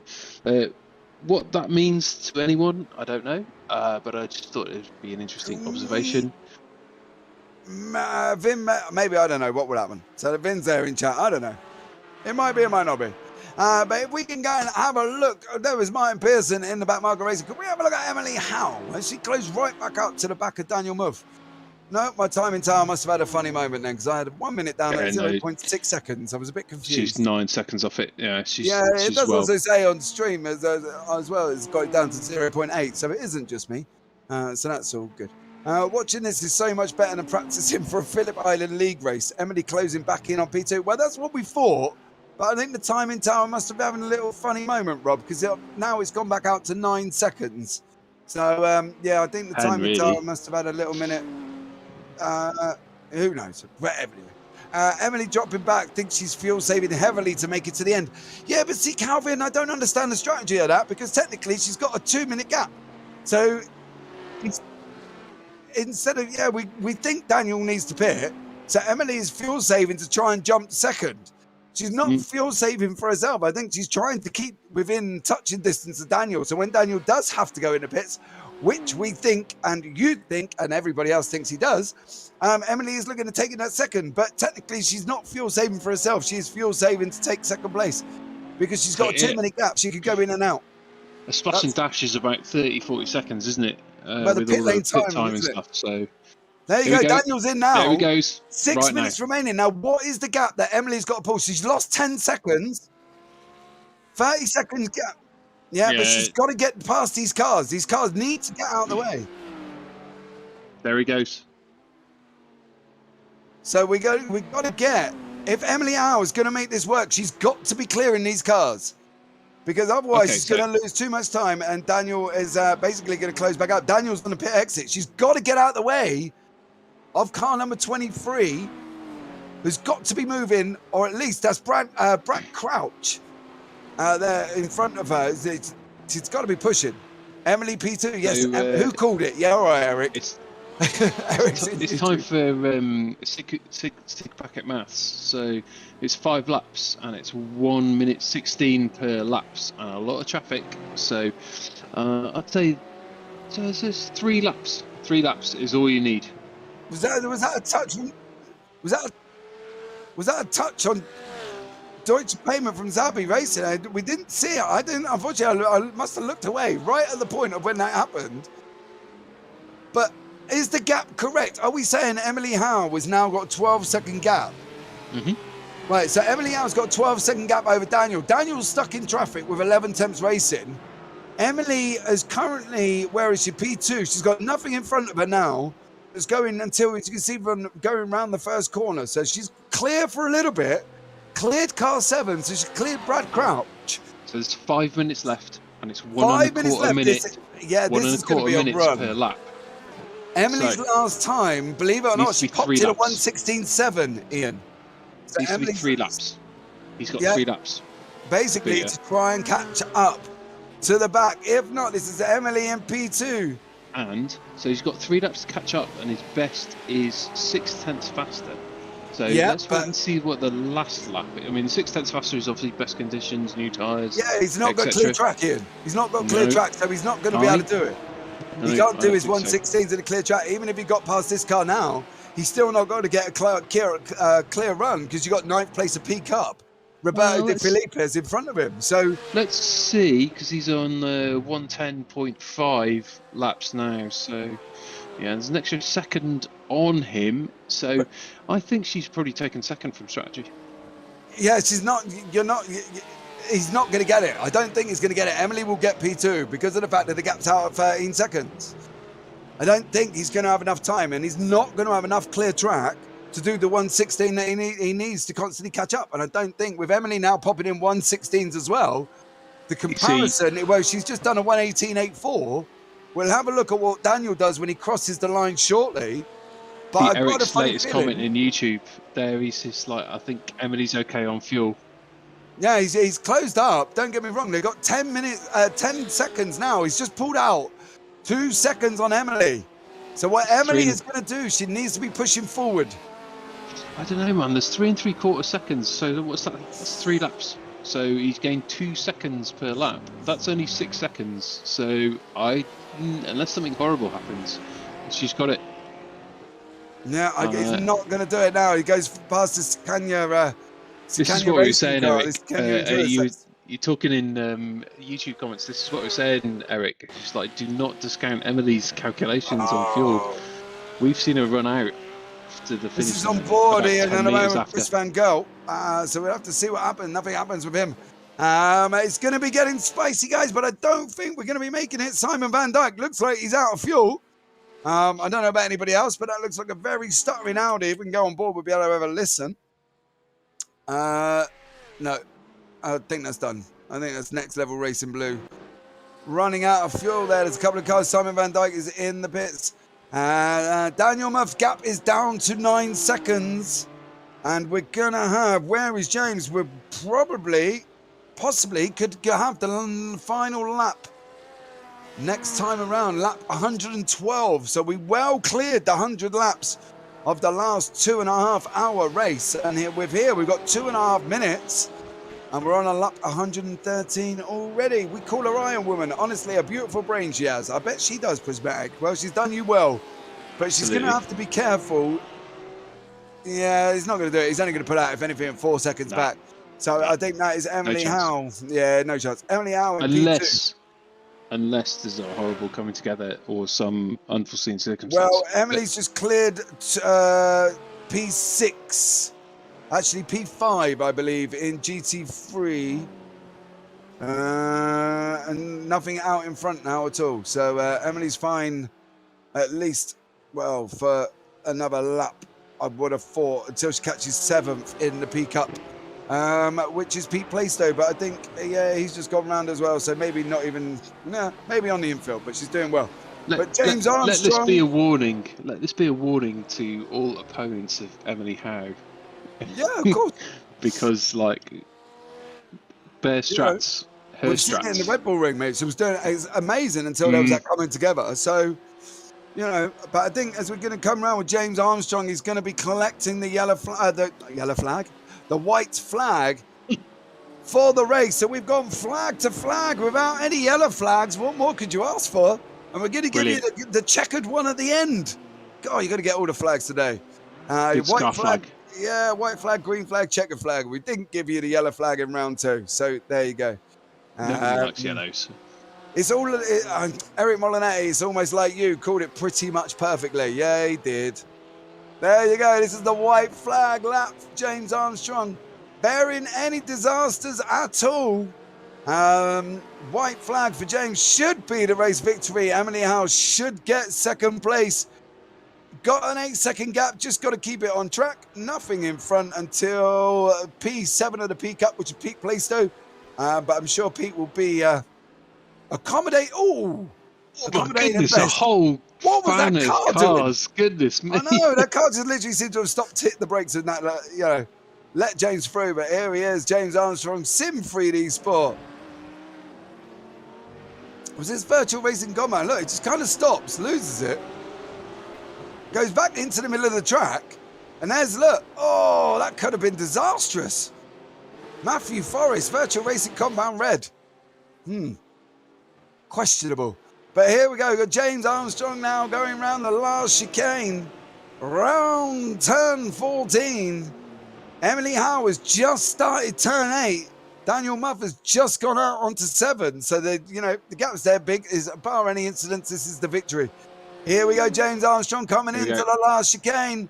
Barney the flag wearer. There he is, waving heavily. James Armstrong. He's got the strongest shoulder in the West. Yeah, definitely. James Armstrong, round 6 winner of the second 2.5 hours. Charlotte Roval. And then we go back on to Emily Howe. Yeah, here she comes now. Barney the flag bearer waving frantically. Emily Howe just coming round the last corner. There she is. There she goes. Coming into the chicane. Let's see a headlight flash. From a flash headlights, Emily. No, she's not doing it. We're on back. Where have we gone? There is Emily Howe crossing the line. As in second place for Prismatic. Well done to you, young lady. Daniel Muff has gone across the line as well. He's finished in 3rd place. So absolutely incredible racing. There is the Prismatic B car of Elise Main as well. So well done there for finishing 5th in class overall. So we'll have to wait a minute and then we'll get all the results up for you. There you go. So absolutely incredible racing from everybody. It's a totally clean race, James. I know, green to green. Brilliant. Green to green, mate. It's absolutely impressive. So there you go.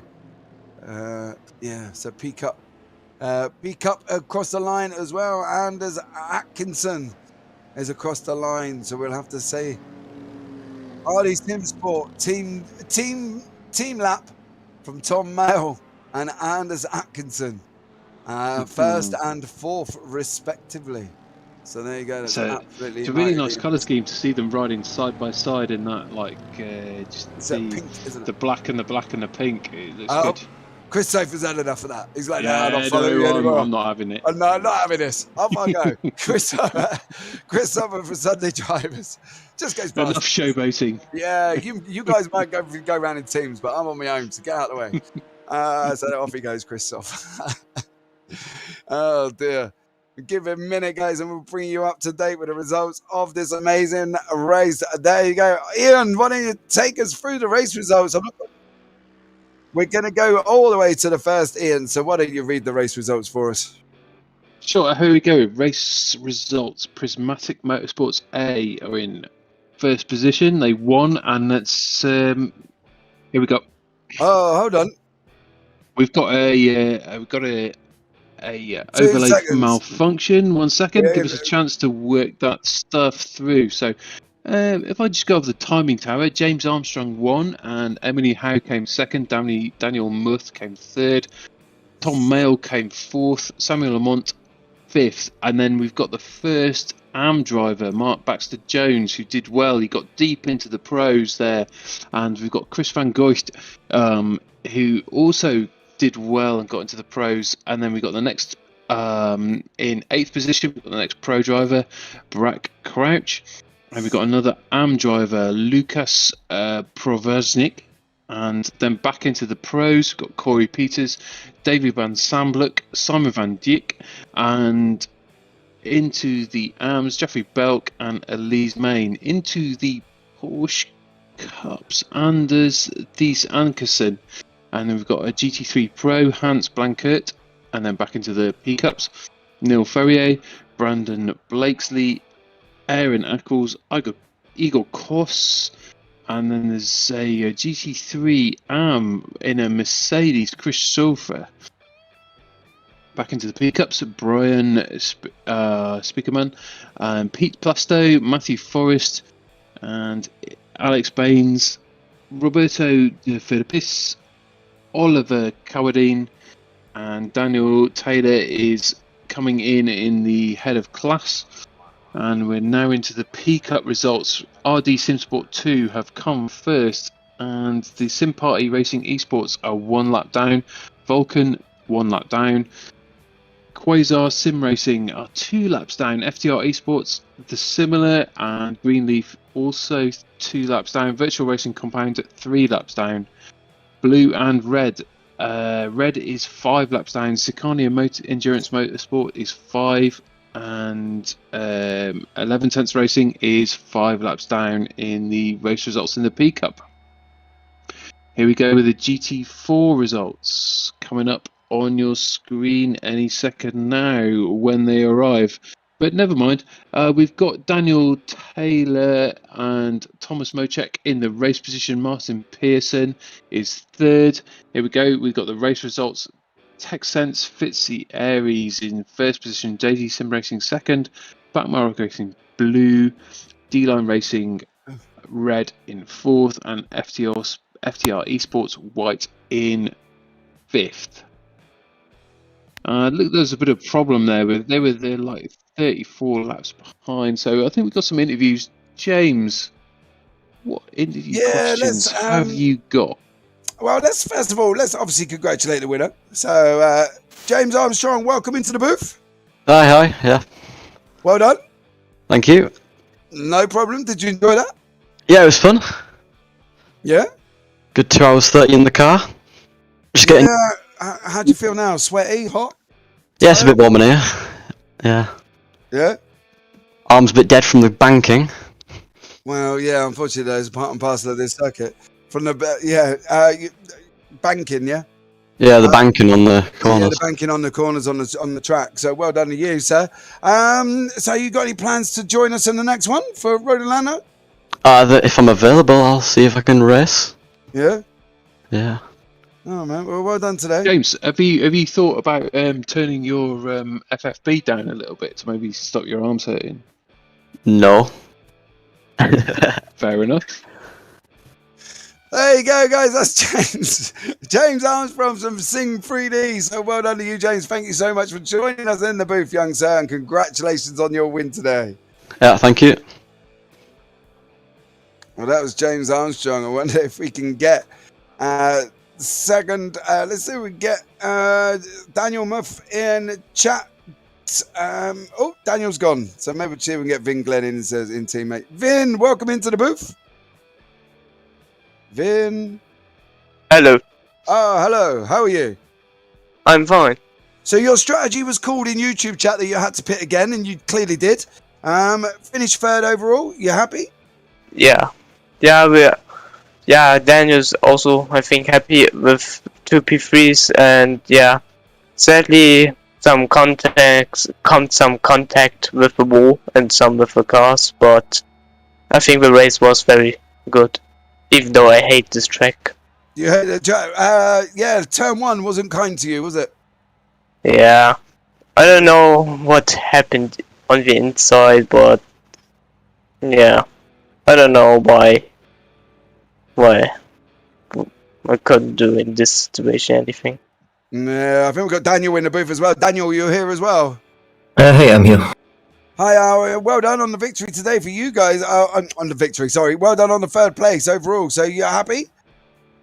Yeah, a little bit. Happy with the driving, but not that happy with the result. Okay, Gave some points, but yeah. What could you have done differently throughout the race, mate? We kind of we didn't really saved a lot of fuel, so that was a little bit of a mistake. So the last splash and dash was a bit unnecessary, but other than that, the race was really fun. Yeah, well, you battled back after obviously Vin's earlier accident in lap 1, so you battled all the way back through. So you you know, you guys got to be a little bit happy. You are into third. You know, you're second in the championship currently at the moment with 129 points, and you're not far off SIM3D really in relative terms. I think it's was that 17 points. So you've got you've still got to be happy in general, right? Yeah, sure. There's lots can happen still, and yeah, we will give it everything. Well, you got Road Atlanta 4 hours, mate, and that can be a tricky circuit. So, you know, anything can happen at that circuit, can't it? I would more like Road Atlanta than Charlotte. Do you think? I think Road Atlanta's a lot tighter. So, I don't know no, if Charlotte's a lot easier. No, never again. I raced over 1 year not at Charlotte, so I still hate this track. I like more Road Atlanta than Charlotte. All right, guys. So that's the guys from Deutsche Payment joining us for a chat. Much up to you, Vin, Glenn, and Daniel. My third place today. So well done, guys, and take care. We'll see you in the next one. Yeah, thank you. Thank you. Right, I tell you what.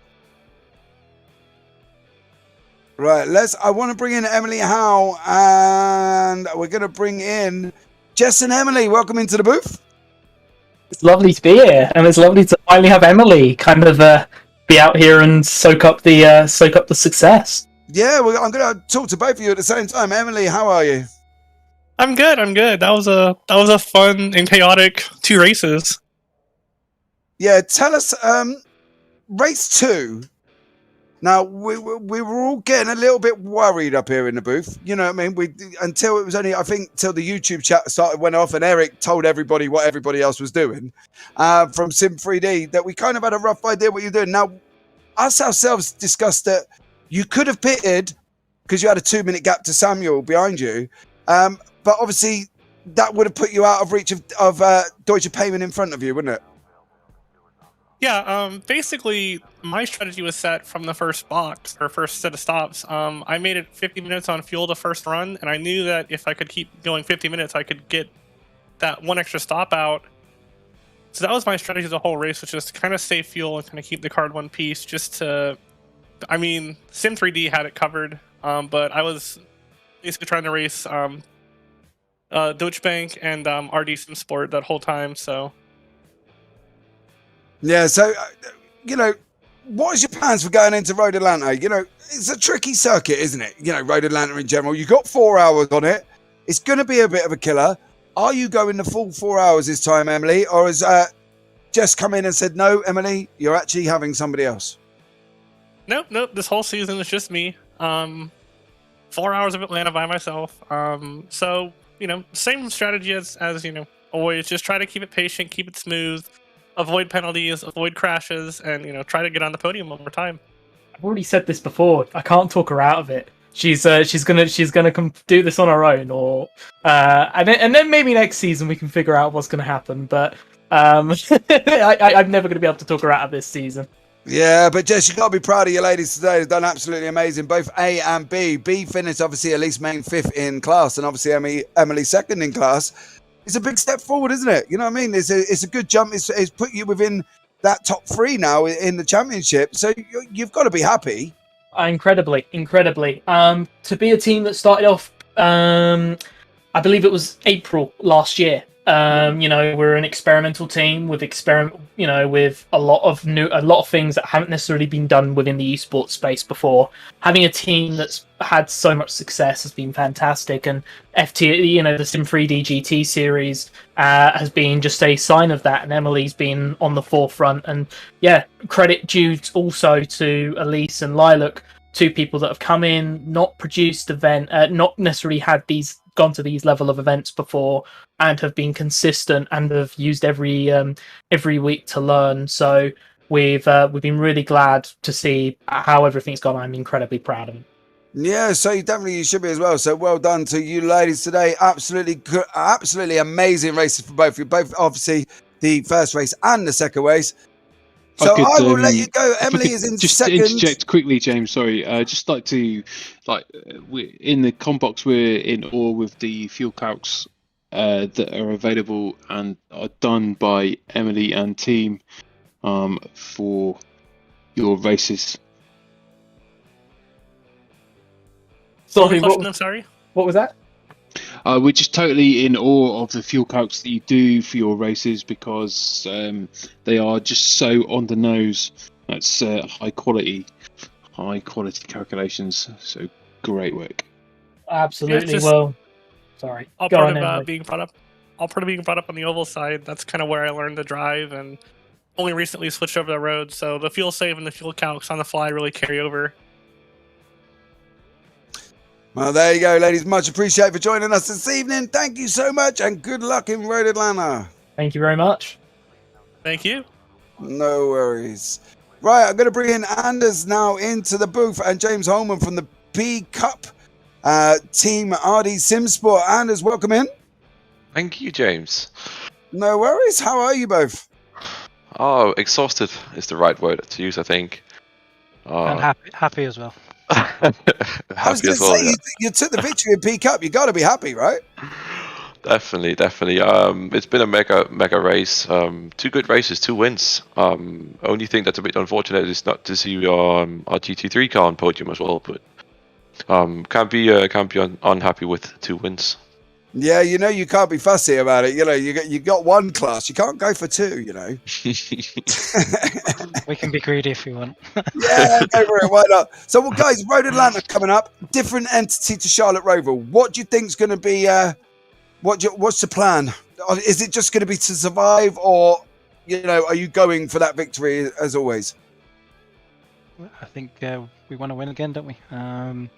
3 from 3 for Anders now, and 2 from 2 for me. So, yeah, we'd like to have another win if we can. Anders, you sharing the same opinion of it? You're going for the victories? Couldn't agree more.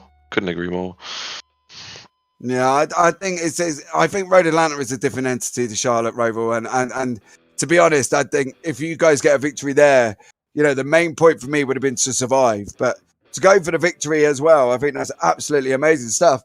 So, are you going to be now? What are you going to be doing? Taking a break, couple of weeks, going to be doing some practice in the last week run up to the race?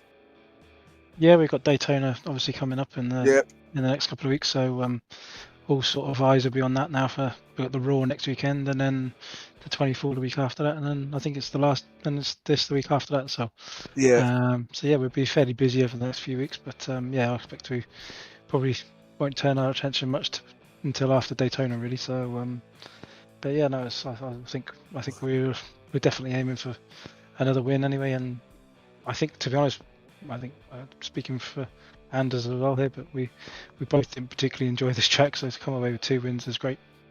Yeah, so Anders, is he saying the right things? You didn't enjoy it? I didn't enjoy 1 minute of that, apart from crossing the line twice. But oh no, it was fun. It was fun racing, but it's a busy track. A lot of cars on track as well. So much traffic, so many high curbs. It's just awful. So yeah, to walk away with 2 wins is absolutely brilliant and something we can be proud of. Yeah, definitely, guys. Well, thank you very much for joining us in the booth, and well done today. And good luck on to the next one in Road Atlanta. Thank you, James. Thank you, James. No worries. Take care, guys. There you go, guys. That rounds out the FTR SIM3D 2.5 hours, round 6 of Charlotte Roval. And what can we say? It's been an absolutely epic evening. Banter in chat has been incredible. As I say, if you are here for the first time, please hit that subscribe button. Don't forget to turn on them bells for notification. And please keep up to date. So what have we got coming up for you? Well, this week on Monday, we've got the Cancer Research Charity Race, which is going to be absolutely amazing. I'm here doing that as well with Marcus Jakobsen. So he will be with me on Monday.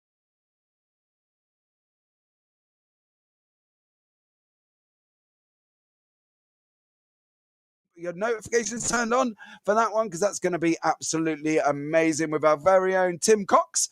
And I believe Seb Bosher-Williams is joining in this week. So please look out for that guy. But all that's left for me to say now is take care. Have a great week from Ian, Tim, and producer Sean. Take care. Have a great week. And we might see you on the track sometime. Good night.